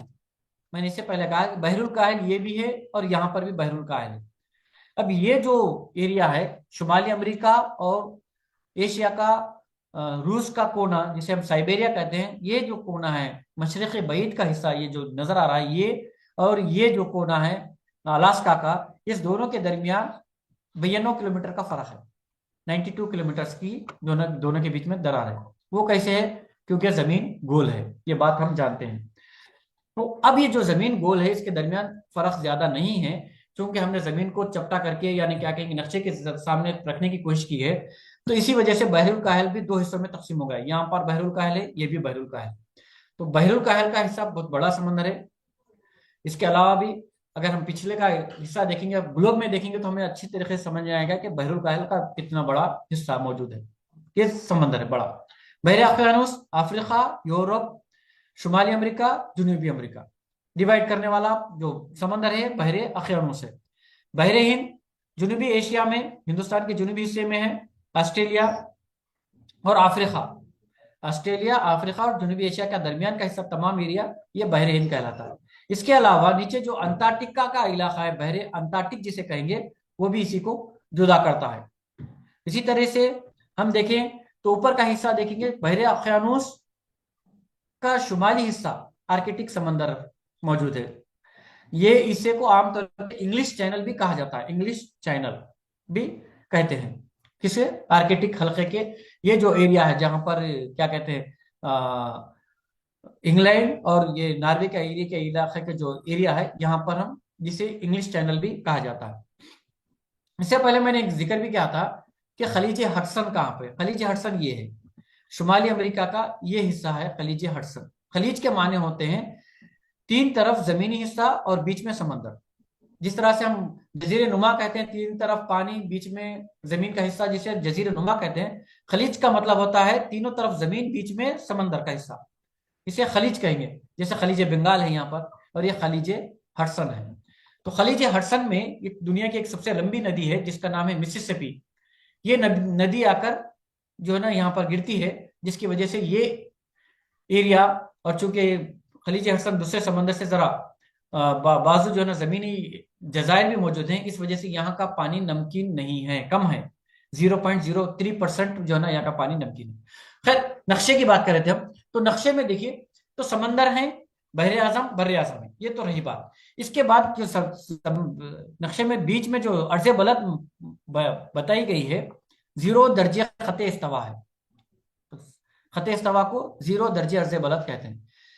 खते इस्तवा जो जमीन के दरमियान के हिस्से से गुजर रही है, और ये गर्म इलाका है खते सरतान से। खते जद्दी का एरिया जो होता है, ये इसे हम मुंतख हारा कहते हैं। तो खते सरतान शुमाली जमीनी हिस्से में पाई जाती है। खते सरतान 23.5 दर्जे, जबकि जुनूबी जमीनी हिस्से में पाई जाने वाली 23.5 दर्जे खते जद्दी है। ये 23.5 दर्जे क्यों रखा गया है? 23 भी रख सकते थे, 20 भी रख सकते थे। इसकी वजह है जमीन का झुकाव। जमीन का झुकाव 23.5 दर्जे झुकी हुई है जमीन, स्ट्रेट नहीं है, बल्कि 23.5 दर्जे जमीन का झुकाव है। इसी वजह से इस खतूत को भी 23.5 दर्जे पर रखा गया है, खते सरतान और खते जद्दी को। अब यहाँ देखिए एक नक्शे में खास बात नजर आ रही है होंगी आप लोगों को कि शुमाली हिस्सा बड़ा दिख रहा, जनूबी हिस्सा कम दिख रहा। खते इस्तवा यहाँ से बीच में से आना है जमीन के, लेकिन यह बहुत नीचे हो गई, जबकि हिस्सा बड़ा दिख रहा। एक्चुअली जमीन का जो ज्यादातर हिस्सा है, यानी खुश्की की शक्ल में जो ज्यादातर हिस्सा है, वो शुमाली हिस्से में है। जुनूब में ज्यादातर हिस्सा नहीं है। जनूबी अमेरिका, जनूबी अफ्रीका का हिस्सा और ऑस्ट्रेलिया, 3 बर्रे आजम और एक अंटार्कटिका जो बर्फ से ढका हुआ है, ग्लेशियर से मौजूद। यहाँ पर ना काई मिलेंगी, ना एक परिंदा मिलेगा, ना चरिंद मिलेगा, कुछ नहीं मिलेगा हमें सिवाय बर्फ के, वो है अंटार्कटिका। उसकी वजह यह है कि बहुत सर्द तरीन, इंतहाई सर्द तरीन है। जहां पर एक मुकाम है वस्टाक, जहां का दर्जा हरारत मापा गया -86 डिग्री है। तो बहरहाल क्यों है ये सर्द तरीन है? ये भी इलाका है, शुमाली हिस्सा भी सर्द है, लेकिन शुमाली हिस्से के एतबार से जनूबी हिस्सा सर्द तरीन है। उसकी वजह क्या है? ये समंदरी इलाका ज्यादा है यहाँ पर, जबकि शुमाली हिस्से में जमीनी खुश्की इलाका ज्यादा है। लिहाजा यहाँ पर जो साइबेरिया का इलाका है या अलास्का का इलाका है, यहाँ पर हम देखते हैं खुतबे में जो है ना चंद खुतबी इलाके के लोग, कबायली लोग मौजूद हैं अलास्का में, खुतबैन में, और ये इलाकों में लोग मौजूद हैं, जिसे ये इलाके में मौजूद लोग जिसे हम क्या कहते हैं? खुतबी इलाकों में रहने वाले लोगों को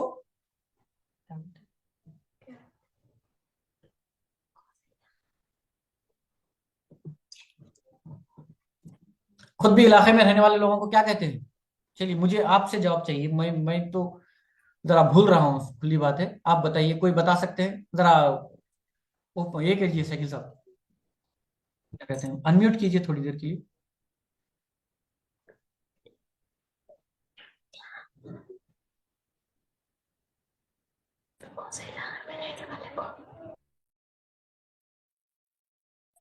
स्कीमोस कहते हैं। स्कीमोस स्कीमोस और एक है, एक स्कीमो है और एक है, दूसरे 2 कबाइल है।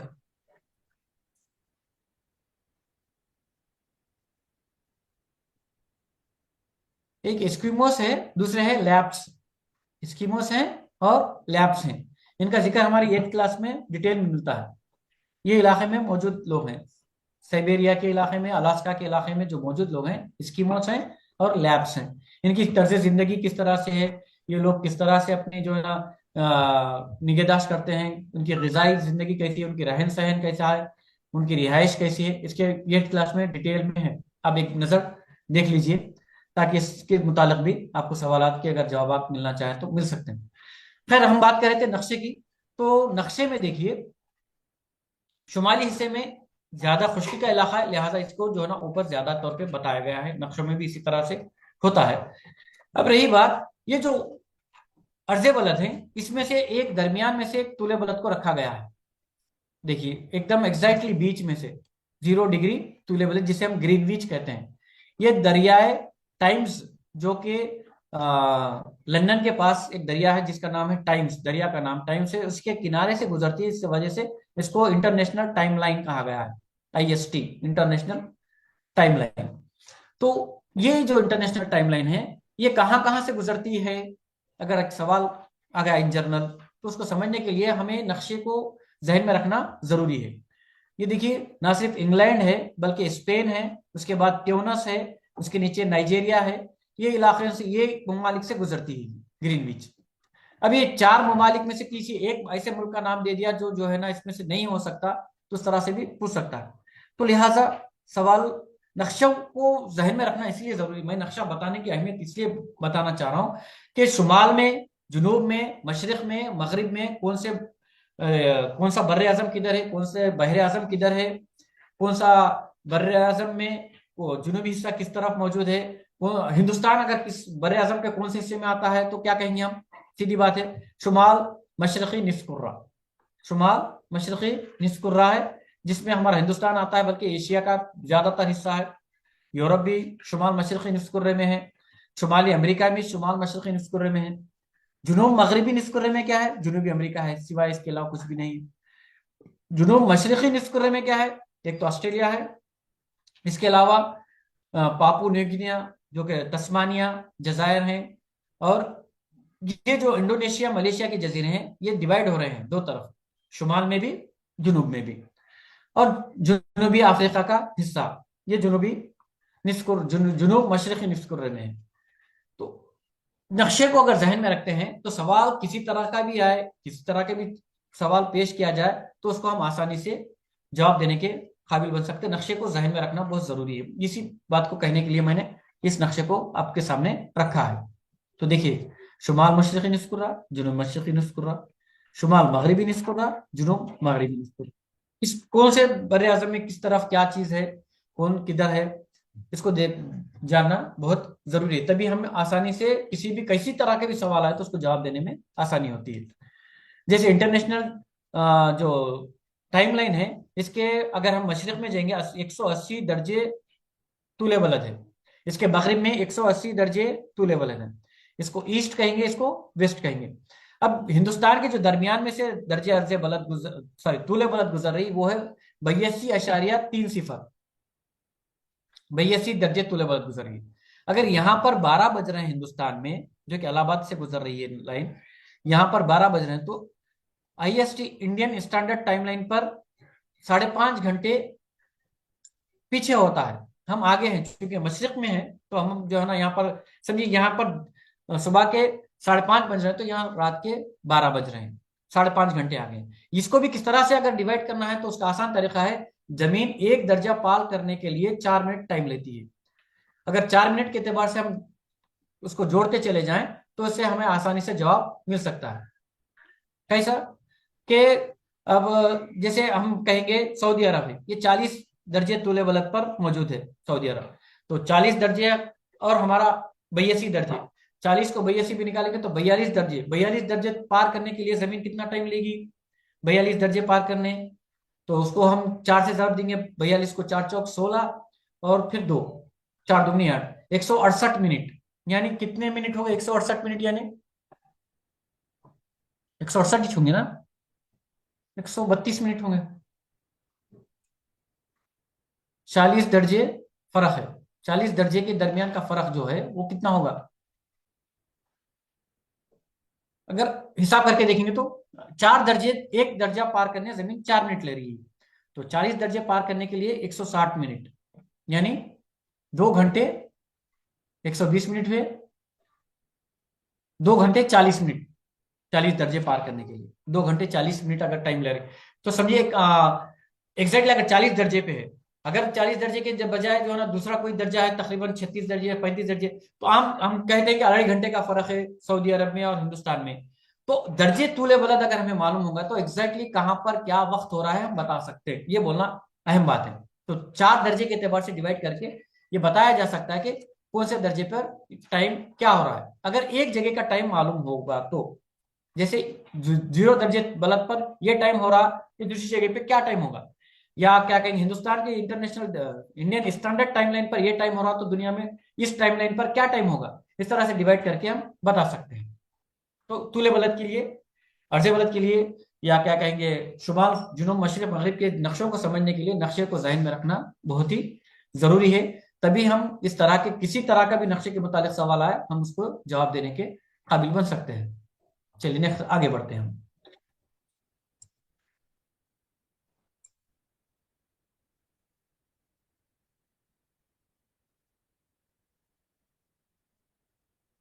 एक मिनट, इधर गया। हाँ, देखिए, अब जोग्राफी एतबार से हिंदुस्तान में तेलंगाना की जो मुकाम है 29वीं रियासत है। तेलंगाना कौन से अर्जे बलद से कौन से तूले बलद के दरमियान है, एक इंपॉर्टेंट चीज है। 19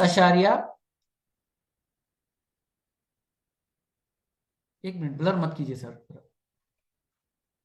तेलंगाना का जो शुमाली अर्जे बलद है कहाँ से शुरू हो रहा है? 15.55 शुमाली अर्ज बलद से 19.56 या 56 अर्ज बलद के, शुमाली अर्ज बलद के दरमियान है। और तूले बलद क्या है? 77.15 से 80.47 मशरकी तूले बलद के दरमियान है। और एक खास बात ये भी मालूम होनी चाहिए कि तेलंगाना के बाजू जो हमारा आंध्र प्रदेश है, काकीनाडा, वहीं से हमारी टाइमलाइन जाती है। कौन सी टाइमलाइन? हमारे हिंदुस्तान की टाइमलाइन जो है वो काकीनाडा से जाती है। आप लोगों को एक बात जानकर अजीब लगेगा कि सबसे पहले मगरिब अगर मशरिक सॉरी फजर अगर होती है तो वह अरुणाचल प्रदेश में, अरुणाचल प्रदेश में कब होती है फजर? अगर हमारे पास समझिए फजर 6 बजे हो रही तो अरुणाचल प्रदेश में 5 बजे होती है। वही उसी तरह से गुजरात में वो फजर का टाइम होगा समझिए तकरीबन 7 बजे के करीब में। हिंदुस्तान के एक तूले बलद से दूसरे तूले बलद के दरमियान तकरीबन 2 घंटे का फर्क है। बईद ये कॉर्नर और दूसरे कॉर्नर के दरमियान जो दरमियान में से जो टाइम लाइन जा रही है हिंदुस्तान के करीब से जा रही है, लिहाजा हमें ज्यादा फर्क महसूस नहीं होता है टाइम लाइन में, क्योंकि टाइम लाइन हमारे करीब से है, ज्यादा फर्क महसूस नहीं होता मगरिब और फजर में। जबकि हम जैसे गुजरात में जाएं या अरुणाचल प्रदेश में रहेंगे तो मगरिब के टाइम में और फजर के टाइम में बहुत फर्क महसूस करते हैं। सुबह जल्दी हो जाती है अरुणाचल प्रदेश में और शाम 5 बजे हो जाती है, जबकि गुजरात में देखेंगे हम तो सुबह जो है देर से होती है और शाम भी देर से होती है। हम चूंकि टाइमलाइन के करीब हैं, काकीनाडा से हमारी टाइमलाइन जा रही है 82.30, यहाँ देखिए 77.15 से 80.47 इसके दरमियान तेलंगाना मौजूद है। इसके बाजू यानी तकरीबन थोड़ा सा बाजू यानी 82.23 पर 82.3 पर ही टाइमलाइन है। लिहाजा हमें टाइम का ज्यादा फर्क महसूस नहीं होने की वजह है, ये बताना चाह रहा था मैं। तो खैर ये क्या कहेंगे ज्योग्राफिया की ये है तूले बलद और अर्ज बलद के दरमियान का फर्क।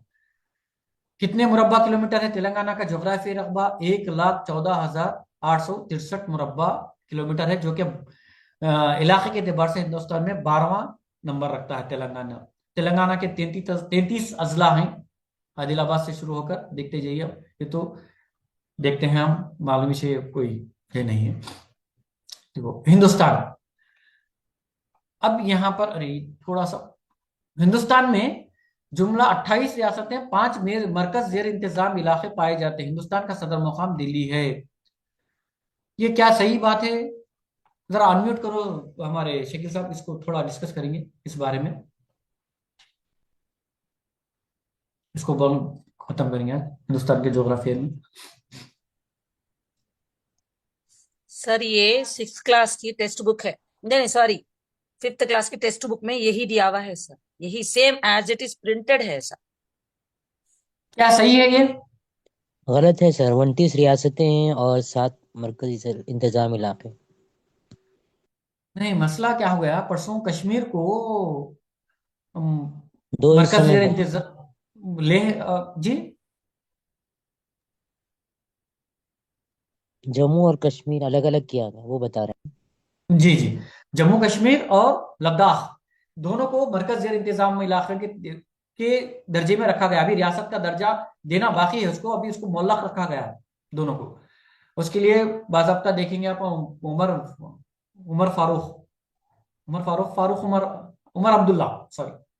उमर अब्दुल्ला जो कि जम्मू कश्मीर के चीफ मिनिस्टर है, वो भी जो है ना कह रहे हैं कि हम रियासत का दर्जा देंगे। और लद्दाख में क्या नाम है उसका बेचारे का जिसने अनशन किया, उसको भी परसों जेल में डाला गया। लद्दाख में जिसने रियासत का दर्जा देने की तौर पर उसने अपनी जो है ना लड़ाई लड़ रहा है, वो फुनसुक MP हैं तो फुनसुक वांगचुक वैंगड़ू जी, वांगचुक वो क्या कह रहे हैं, इसी रियासत के दर्जे के तौर पर जो है ना वो देने की तौर पर ये कर रहे हैं। तो उसको मोहलक रखा गया, ना मरकज जेर इंतजाम इलाका बोल रहे हैं ना उसको रियासत बोल रहे हैं। इस वजह से क्या कहा गया है, यहाँ 28 रियासतें 5 मरकज जेर इंतजाम इलाका कहा गया है। लेकिन 5 भी कहेंगे तो क्या सही है, दुरुस्त है ये 5? 7 है सर। रियासतों का क्लियर है भाई, हम 29 नहीं 28 कहेंगे, क्योंकि जम्मू कश्मीर का मसला है। फिर ये मरकज ज़ेर इंतजाम इलाके 5 किस तरह से?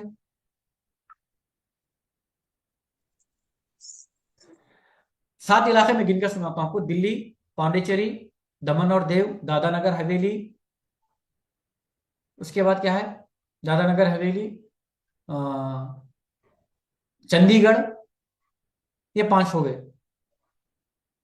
दिल्ली है, अभी 2 है। दिल्ली रियासत है ना सर? हाँ, दिल्ली को रियासत का दर्जा दिया गया है। अंडमान निकोबार सर। अंडमान निकोबार लक्षद्वीप, अंडमान निकोबार लक्षद्वीप। जी 2 हैं। ये मरकज ज़ेर इंतजाम इलाके में है। तो क्या दिल्ली को रियासत का दर्जा दिया गया है, जिसकी वजह से नहीं बता रहे यहाँ पर? नहीं दिया गया। नहीं दिया गया है तो वहां पर लेफ्टिनेंट गवर्नर है। दिल्ली में अभी भी लेफ्टिनेंट गवर्नर है जी। सीएम भी है ना सर? सीएम भी है, लेफ्टिनेंट गवर्नर भी है, जो कि जो है ना सीएम का दर्जा रखता है कहाँ, दिल्ली में। अब अगर दिल्ली को अगर हटाएंगे तो 6 होंगे ना, 5 तो नहीं होंगे। पांडिचेरी को भी दिए शायद ना सर, बनाने के उसमें रखे हुआ है वो तो पता है बीच रियासत में। का दर्जा नहीं दिया गया, अभी नहीं दिया गया, सीएम वगैरह वो नहीं भी है वहां पर। मोहल्लक है वैसे। मोहल्ला है भी। तो खैर, इसके लिए क्या करना, हम जो करंट अफेयर है उसके ताल्लुक से जाना है हमें। किताब को जो है ना वही रखना है इसको। आमतौर पे ये जो लेटेस्ट करंट अफेयर जो है या जनरल नॉलेज जो जिसकी बात है उसके हिसाब से हम रखेंगे उसको, जो है ना एग्जैक्टली हम एग्जैक्टली ये नहीं कह सकते 7 है या एग्जैक्टली 6 भी नहीं कह सकते। थोड़ी चीजों को जो है ना मुअल्लक रखा गया है, खासतौर पे मरकज ज़ेर इंतजाम इलाकों की तो बात करेंगे। तो खैर 8 है ना? जी, अब जो है हिंदुस्तान में कुल 28 रियासतें हैं और 8 मरकजी ज़ेर इंतजाम इलाके, यूनियन टेरिटरी। 8 है जुमला। जी। अब करंट अफेयर्स की बात करेंगे अपन एग्जैक्टली आज की अगर बात करेंगे, क्योंकि मोहल्ला रखा गया, उसको कल रखेंगे या नहीं रखेंगे अलग बात है, लेकिन अब फिलहाल 8 मरकज ज़ेर इंतजाम इलाके, लद्दाख है और कश्मीर है। रियासत यहाँ पर 32 में से एक रियासत कम हो जा रही, वो है जम्मू कश्मीर। इस वजह से 28 बता रहे हैं, ठीक है 8 में अंडमान निकोबार एक है और चंडीगढ़ है और जी। लक्षद्वीप भी है। दादरा है, लक्षद्वीप है, दिल्ली है, दादा नगर हवेली है, दमन और पांडिचेरी देव है, है, लद्दाख है, पांडिचेरी है जम्मू जी। कश्मीर और है। हाँ, वही तो वरम में रियासत का इसको दिल्ली के दर्जे से निकालकर मरकज ज़ेर इंतजाम में रखा गया, लेकिन अभी वो पूरा मरकज ज़ेर इंतजाम इलाका भी नहीं बोल रहे उसको। आमतौर पे उसको जो ना मोहलक रखें उसके रियासत का ताल्लुक से दर्जा 2019 में खत्म होकर यूनियन टेरिटरीज बन गई अब जम्मू बना दिए कश्मीर। हैं, लेकिन उसकी लड़ाई चल रही है फिलहाल रियासत का दर्जा 2 के, क्योंकि सीएम है फिलहाल, इलेक्शन हो चुका है कश्मीर में, इस वजह से वहां पर आर्टिकल उसकी बात चल रही है आर्टिकल 345 आया था ना सर, उसकी वजह से बर्खास्त कर दिया गया ना जी। जब। हाँ, बर्खास्त कर दिए, लेकिन फिर इलेक्शन हुआ ना, कब तक रखे उसका टाइम, इलेक्शन होने से पहले तक का रखे थे, लेकिन इलेक्शन हो गया, अब बाज़ाब्ता वहां पर सीएम भी आ चुका है। ये क्या है, कौन कर रहे हैं ये 1/2 लाइन्स? शकील साहब, ये लाइना क्यों आ रहे हैं ऊपर? भाई स्क्रीन टच कर रहे हैं, मत कीजिए टच। कौन कर रहे हैं आखिर? खैर, ठीक है। जोग्राफी एतबार से देखिए, रूस सॉरी ये रूस कनाडा, ये जो ना एतबार से सबसे बड़े ममालिक हैं। अब मैं ये जो कह रहा था कि 8.4 दर्जे शुमाल से 36.6 दर्जे शुमाल अर्ज बलद के दरमियान कौन है? हमारा हिंदुस्तान है। खत इस्तेवा के करीब से, यानी श्रीलंका के नीचे से जारी खत इस्तेवा, जरा ऊपर अगर आएंगे अपन 8.4 दर्जे शुमाल अर्ज बलद से 36.6 शुमाली अर्ज बलद तक। फिर अगर हम तुले बलद की बात करेंगे तो 68.7 से 97.25 मशरकी तुले बलद के दरमियान हमारा हिंदुस्तान मौजूद है। हमारी जो टाइमलाइन है वो है 82.3, जिसे इंडियन स्टैंडर्ड टाइमलाइन कहा गया। तुले बलद इलाहाबाद से गुजरती है, और हम अगर आंध्र प्रदेश में देखेंगे तो काकीनाडा के करीब से गुजरती है। ये ग्रीनविच से 5.5 घंटे आगे है। इसके बारे में डिस्कस अर्लियर। तो बहरहाल हिंदुस्तान के जोग्राफी एतबार से अब कौन सी रियासतें कहाँ हैं और कौन सी जो है ना रियासत को हम अच्छी तरीके से जानना है, तो उसके लिए जरूरी है कि हिंदुस्तान का नक्शे को बेहतर तरीके से जहन में रखें। اس کو میں تھوڑا سا شیئر کر کے اپنی بات کو ختم کروں گا. ہندوستان کا نقشہ جی یہ ہے، دیکھیے ہندو تنتر میں جو دیا گیا ہے اس کو ذہن میں رکھنا اچھا ہے. یہی اس سے پہلے بھی کہا تھا میں، 68.7 درجے طول بلد سے 97.25 مشرقی طول بلد کے درمیان، اور 8.4 شمالی عرض بلد سے 37.6 شمالی عرض بلد کے درمیان. یہ جو محل وقوع ہے یہ ہندوستان کا محل وقوع ہے، اور اس میں جو درمیان میں سے گزر رہی ہے الہ آباد سے ہوتے ہوئے مشرقی معیاری اسٹینڈرڈ ٹائم لائن، جسے ہم معیاری نصف النہار کہیں گے، اور ہندوستان کے درمیان میں سے خط سرطان گزر رہی ہے. تو یہ جو نیچے کا ایریا ہے یہ منطقہ حارہ میں آتا ہے، جبکہ یہ منطقہ معتدلہ میں آتا ہے. لہذا یہ تھوڑا سرد ہوتا ہے، یہ تھوڑا گرم ہوتا ہے. جنوبی ہندوستان کا علاقہ گرم ہوتا ہے، جبکہ شمالی ہندوستان کا علاقہ ٹھنڈا ہوتا ہے. اس کی وجہ ہے خط سرطان سے خط جدید کا جو درمیان کا علاقہ وہ گرم ہے. یہ بات ہم بخوبی جانتے ہیں. تو یہ نقشے کو ذہن میں رکھنا ہے. اب شمالی ریاستیں کون سی ہیں؟ شمالی ریاستیں، شمال مشرقی ریاستیں کون سی ہیں؟ مشرقی ریاستیں کون سی ہیں؟ مغربی ریاستیں کون سی ہیں؟ جنوبی ریاستیں کون سی ہیں؟ اس کو ذہن میں رکھنا ضروری ہے. ریاستوں کا نقشہ بھی آپ کے ذہن میں ہونا ضروری ہے. جموں کشمیر سے لے کے نیچے تمل ناڈو تک، یہاں کیا کہیں گے اروناچل پردیش، آسام سے لے کر یہاں پر کیا کہیں گے مدھیہ پردیش، گجرات کا جو ریاستیں ہیں، تمام ریاستوں کو ہم اپنے ذہن میں اسٹیپ بائی اسٹیپ کون سی مشرق میں ہے، مغرب میں ہے، شمال میں ہے، جنوب میں ہے، اس کو بہترین طریقے سے یاد ذہن میں رکھنا بہت ضروری ہے ریاستوں کو. تو سوال کیسا بھی ہے تو ہم اس کو اگر نقشوں کو ذہن میں رکھیں گے، نقشوں میں کون سی چیز کہاں پر موجود ہے ایگزیکٹلی اگر ہمیں پتا ہوگی تو ہم آسانی سے کوئی سی طرح کا بھی سوال آئے تو اس کو جواب دینے میں آسانی ہوگی.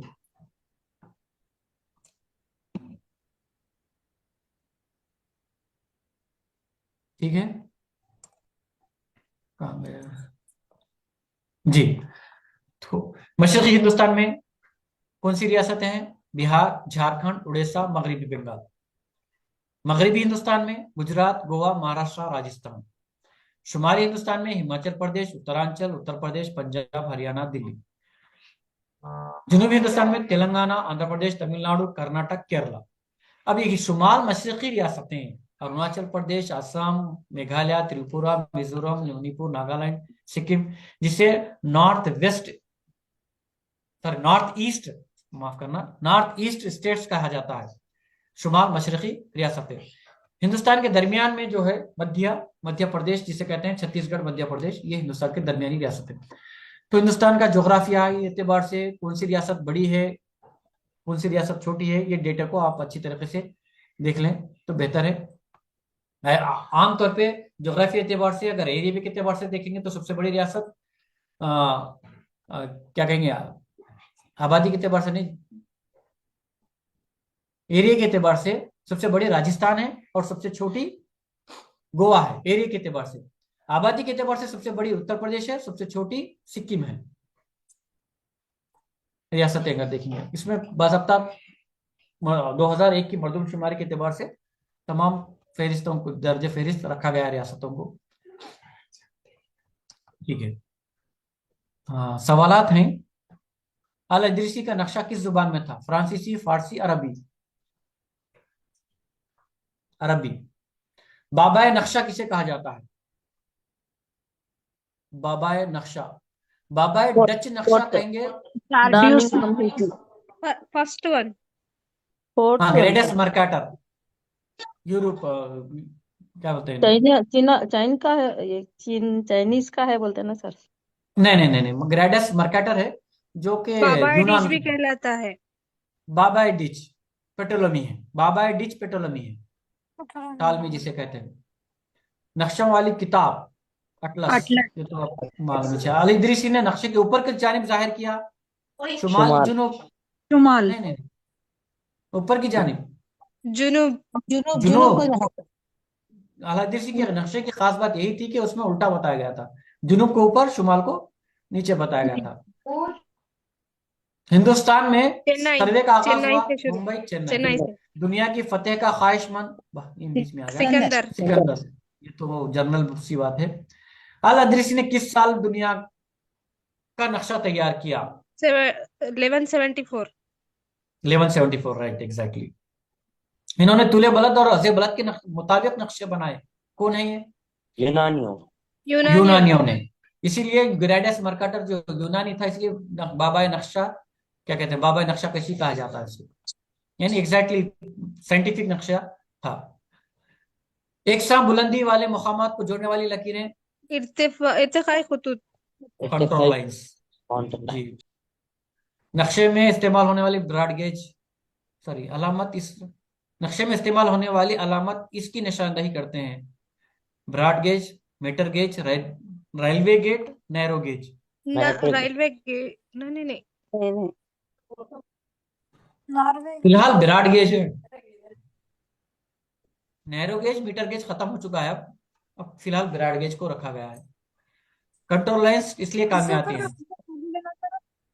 सड़कें और डैम बनाने वालों के लिए, फसलें काश्त करने वालों के लिए, ताजिरों के लिए, देही इलाकों के लिए। सड़कें और डैम डैम बनाने के लिए कंट्रोल लाइंस काम में आते हैं। 14वां बने। जी।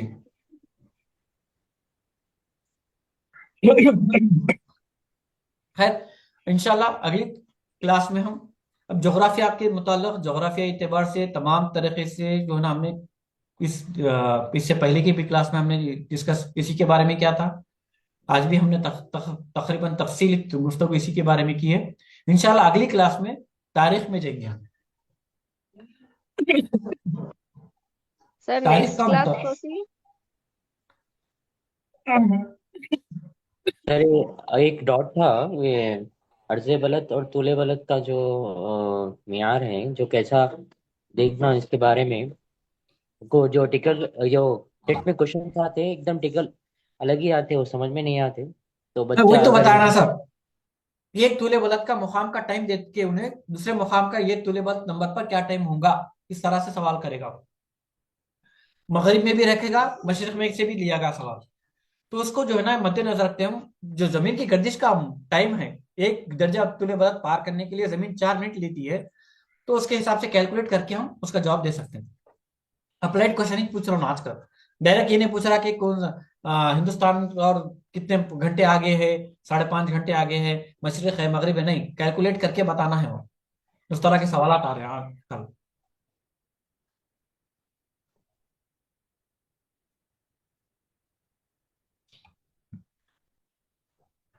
जी, और कोई नोट्स? सर ये मौजूदा जो है तेलंगाना में जो हैदराबाद ग्रेटर में कितने ज़िले बने हैं, उसके ताल्लुक से भी थोड़ा चेक। जी, वो करंट अफेयर्स में आते हैं सब। मैं इसके बारे में जो है ना स्टडी नहीं किया। खैर 11 मंडल शायद मेरे ख्याल से शामिल किए गए हैं उसमें, का जो है ना एग्जैक्टली देखना पड़ेगा सब। मैंने उसका जो है ना ये नहीं किया हूँ। आर सात आर जो आर आर का सात जो ट्रिपल आर आर सात में जो हिस्सों होता को है, करे ना, 7 म्यूनिसिपल का म्यूनिसिपल हाँ म्यूनसिपालिटीज को म्यूनिसिपलिटी। जो है ना, जी जी, वो कितने एग्जैक्टली नंबर मुझे नहीं पता, लेकिन जो आर आर ट्रिपल आर जो रोड आ रही है उसके अंदर जो जितने भी इलाके आ गए हैं, उसको ग्रेटर हैदराबाद में ले लिया गया है शायद। देखिए आप लोग इसके ताल्लुक से, क्योंकि करंट अफेयर्स का जानना जरूरी है। शुक्रिया सर, जज़ाकल्लाह, बहुत बहुत शुक्रिया। ठीक है सब, काफी लंबी तवील क्लास हुई। सर इंशाल्लाह नेक्स्ट। जी। जो बाबा एडिच का है ना, आप 8th क्लास की बुक में मेकार्टर का नाम है सर, मेरकार्टर। ग्रेडेस मर्काटर। जी जी, बाबा जो एडिच। बाबा एडिच नक्शे कशी कहलाता है, जो 1512 था, हाँ 1500 1512, जी जी जी। 94 तक कायम था। जी जी, पिटोलिमा ग्रेडेस नहीं है मर्काटर। सर में। पेट्रोलियम का भी जिक्र है टीचर। जिक्र है अलबत्ता, बाबा एडिच इनको बोल रहे, मेरकार्टर को। मर्काटर को बोल रहे हैं, ठीक है जी ठीक जी। है, अच्छे, सर ओके। प्लीज रिक्वेस्ट है सर आपसे, ये पूरे जितने भी ऑब्जेक्टिव है प्लीज इसका पीडीएफ सेंड करिए ना सर प्लीज। हाँ ठीक है टीचर, सार कर देते इसका, पूरी किताब ही है टीचर, पीडीएफ की है। सर हाँ अभी जो ठीक है। ऑब्जेक्टिव आप डाले देखिए वो, नहीं, ये मतलब जो आज ग्रुप है, आज की कौम के क्लास के पूरे मेहमान ग्रुप। Objective sir. सर खाली क्वेश्चंस जो है ना वो भेज दिए तो भी मेहरबानी। नहीं टीचर, क्वेश्चंस नहीं बल्कि पूरी बुक ही है तकरीबन, जिसको जो है ना आपको शेयर किया जा सकता है, ऐसा कोई बात नहीं, कर देंगे बिल्कुल, ठीक है।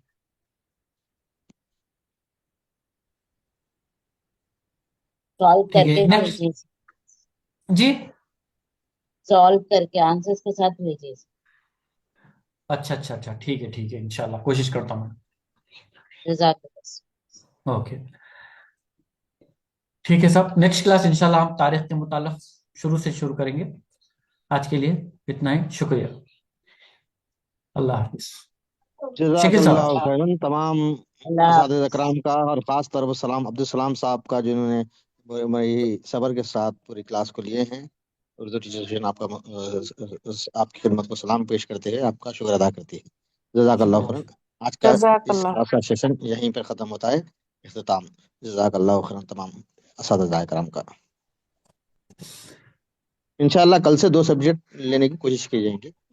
आप चूंकि इलेक्शंस थे, इलेक्शन मुकम्मिल हो चुके हैं, अब मैं तमाम टीचर से फिर दोबारा जुड़ने के लिए कहूँगा, और वो लोग भी शायद राजी हो जाएंगे। इंशाल्लाह रोजाना 3 क्लासेस हर घंटे के हिसाब से करने की कोशिश करेंगे इंशाल्लाह। जज़ाकल्लाह खैर। अस्सलाम वालेकुम। अस्सलाम वालेकुम अस्सलाम सर, वालेकुम बेहतरीन सर। क्लास थी आज की, सर ये मेंबर्स को माशाल्लाह। बढ़ाने की कोशिश करिए ना सर, ये 300 लिमिट हो जा रहा ना, तो बहुत से टीचर्स ज्वाइन नहीं कर पा रहे हैं वो लोग, जी तो जी, उनका ये क्या नुकसान है हो रहा बोले ना सर। तो सही है, थोड़ा सही है। ये नहीं, इसका कुछ पेड वर्जन टेक्निकल है, कुछ रहता सर जी। ये पेड वर्जन है, इस वजह से जो है ना लिमिटेशन है इसके लिए। अच्छा, अ, बोलो क्या। वो हिसाब से कुछ चलेगा। अस्सलाम दो वालेकुम ग्रुप्स सर, को आज की मर्ज क्लास करके कुछ बहुत बनाते बेहतरीन सर, थी। जरा सर आप गूगल मीट पे मालूमात ले कीजिए सकते ना। सर, गूगल मीट पे। देखेंगे अगर गूगल मीट में गुंजाइश है तो मेरी चलाएंगे वहां पर आवाज भी। नहीं जा रही है। अनलिमिटेड है सर, उसमें अनलिमिटेड है। हाँ, बास टीचर के पास डाउनलोड नहीं होता ना, उस वजह से प्रॉब्लम होता, बोल के। और क्या है, वो ईमेल आईडी से लिंक है, WhatsApp is the best. Mobile number से लिंक नहीं है, ईमेल आईडी से लिंक है, इसलिए इस वजह से भी जो है ना प्रॉब्लम है। कोई भी लिंक शेयर करे तो अपन उससे ज्वाइन नहीं हो सकते आसानी से गूगल मीट पे। सर सर दो गूगल अगर मीट ग्रुप क्या को होता है बोले तो कुछ मर्ज करके कंपलसरी कुछ करते सर, कंपलसरी वो थोड़ा। जीमेल से लिंक होना है। वो जीमेल बास टीचरों के पास होता है, बास टीचरों के पास नहीं होता है। ये भी सोचे हम कि ये जो है ना सर्विस सर्विस मतलब ये जो टीचर्स भी है, मैं ये नहीं जानता हूँ कि वो ईमेल से वाकिफ है या नहीं है, लेकिन मैं हम लोग सोचे कि वो लोग को भी हम फायदा पहुंचाएंगे, बल्कि इस लिहाज से हम जो है ना जूम मीटिंग में लिए इसको। हम यूट्यूब से लिंक करना था, वो यूट्यूब से लिंक करने की कोशिश कर रहा हूँ था, मैं नहीं हुआ। कल से जो है ना हमारे ताहिर साहब भी आएंगे, अगर वो यूट्यूब से लाइव लिंक कर लिए तो लाइव भी यूट्यूब पे भी दे सकेंगे आप। जैसा जूम मीटिंग में जैसा देख रहे हैं ना लाइव, वैसे ही उसी वक्त भी यूट्यूब पे होता है, उसको शेयर कर ले सकते हैं, उसको देख भी सकते हैं। तो कोशिश में हेलो इंशाल्लाह मैं सर, ताहिर से बात। हेलो जी सर, सर जी। आज जो आप क्वेश्चन आप डाले थे थोड़ा पीडीएफ बना के डालिए ना सर, थोड़ा मेरे को हाँ, नेटवर्क में पीडीएफ प्रॉब्लम रोजाना है। रोजाना पीडीएफ भी शेयर कर रहे हैं, और वो लाइव प्रोग्राम का रिकॉर्डिंग है ना वो भी शेयर कर रहे हैं। जी लिहाजा आप जी तमाम लोग अगर यहाँ नहीं दे सके तो रिकॉर्डिंग भी दे सकते हैं। जी, सर अच्छा सर, खास तौर पे आज साइकोलॉजी की बेहतरीन क्लास क्लास में थी सर। एंटर होना बहुत मुश्किल हो रही सर। नहीं बिल्कुल, आज भी जो है बैकेंड पे ना, आ जाओ टीचर। आज भी जो है आधा ना घंटा पौने पौने पौने 7 कुछ फुल हो गया। मैं पौने 7 से कोशिश करते करते करते 7:03 पे मैं ज्वाइन हुआ, फिर सलाम साहब को ज्वाइन करने का से किसी को निकलना पड़ा। ये रोजाना का मामूल है, 300 की लिमिटेशन की वजह से नहीं बहुत सर, प्रॉब्लम हो कल रहा मेरे को है। मिस हो गया था लिमिट में, लिमिट बोल के मेरी इंग्लिश क्लास मिस हो गई थी। आज मैं जी 5:45 से आ गई थी ऑनलाइन। 6:30 से ज्वाइन हो गई सर मैं तो। जी, ये रोज ऐसी हो रहा। तो रिकॉर्डिंग भी मिल जाए इंशाल्लाह, रिकॉर्डिंग भी मैं शेयर कर रहा हूँ, इस वजह से किसी का नुकसान नहीं होना बोल के। तो देखिए आप ना कोशिश सर, कीजिए रिकॉर्डिंग देखने बायो की। के टीचर्स अलग हो जा सकते। ना सर, बायो के टीचर ये क्लास नहीं अटेंड देखो करते भी भाई, चलता। हम ये थोड़े चीजें क्या है, मैथ्स के टीचर के से जो है ना बायो साइंस भी जरूरी है, फिजिकल साइंस भी जरूरी है, और हाँ, थोड़ी चीजें जरूरी है, उन्होंने ये भी सुनते ना। हम किसी को सर मना नहीं कर सोशल सकते, जरूरी नहीं है ना सर। लेकिन साइकोलॉजी है सबको है कॉमन, और मेथोडोलॉजी है सबको कॉमन है। ये तमाम चीजें हैं, थोड़ी बहुत सर चीजें पेपर हमको 2 बायोलॉजी का हाँ इससे आगे वो ताहिर साहब भी है बायोलॉजी के, मैं उनसे बात कर लेके शेड्यूल भी बनाने लगा हूँ। बालाता आइंदा बस समझ पीर से रोजाना 3 क्लासेस होंगे। सर ये रिकॉर्डिंग यूटीएटीएस ग्रुप में है आदि सर? हाँ भाव डाल देते, अभी डालते तमाम यूटीएस के ग्रुपों में रिकॉर्डिंग डाल देते। क्या कल होता है, कितने रिकॉर्डिंग बनने के सर? लिए भी 1 घंटा टाइम लगता है, 10 साढ़े 10 तक डाल देता हूँ मैं इंशाल्लाह। कल कितने क्लासेस क्लासेस के लिए टाइम हुए मैं अभी उन लोगों से बात कर लूंगा, हमारे फैकल्टी मेंबर से एक डिस्कशन करके मैं क्लास का शेड्यूल डाल दूंगा 10 साढ़े 10 तक, रिकॉर्डिंग के साथ वो सर भी अब शेड्यूल भी डाल नेक्स्ट दूंगा। क्लास कुछ है सर? आज नहीं है, आज नहीं है। हाँ वही आज आज भी एक ही है आपकी क्लास। आज भी राजी नहीं थे सलाम साहब, प्रिपेयर भी नहीं हुए थे। नहीं, मैं बोला नहीं आज कोई ना कुछ क्लास चलना है, कोई भी नहीं लेना चाह रहे आज, कम से कम आप तो भी लो बोले तो उन्होंने आके लिए। तो ऐसा हो रहा हो, ओके इलेक्शन की सर, वजह से पूरे बिजी थे, जज़ाकल्लाह। अब इलेक्शन हो गए जी जी तो जी। इंशाल्लाह हिंदी क्लास जो है ना मैं आज ही डिस्कस कर लेके कल का शेड्यूल बना लूंगा, उसके बाद शेयर बहुत कर दूंगा। बहुत शुक्रिया सर, हम लोगों के लिए आपका कीमती वक्त निकाल के हम लोगों को क्लासेस बोल रहे। जी सर जी, सर रिक्वेस्ट है सर आपसे, आज का तो पीडीएफ कैसा भी डालिए ऑब्जेक्टिव पूरा, क्योंकि फर्स्ट पेपर का है आज। बिल्कुल बिल्कुल, जज़ाकल्लाह खैरन तमाम लोगों का शुक्र अदा बहुत करते शुक्रिया हुए सर, शुक्रिया। क्लास का सर इख्तिताम नेक्स्ट करते हैं। पेपर में सिम को सी तो भी थी क्या आपके पास? हाँ तो उसमें सुबह में डाल दी थी ना वो सिम, वही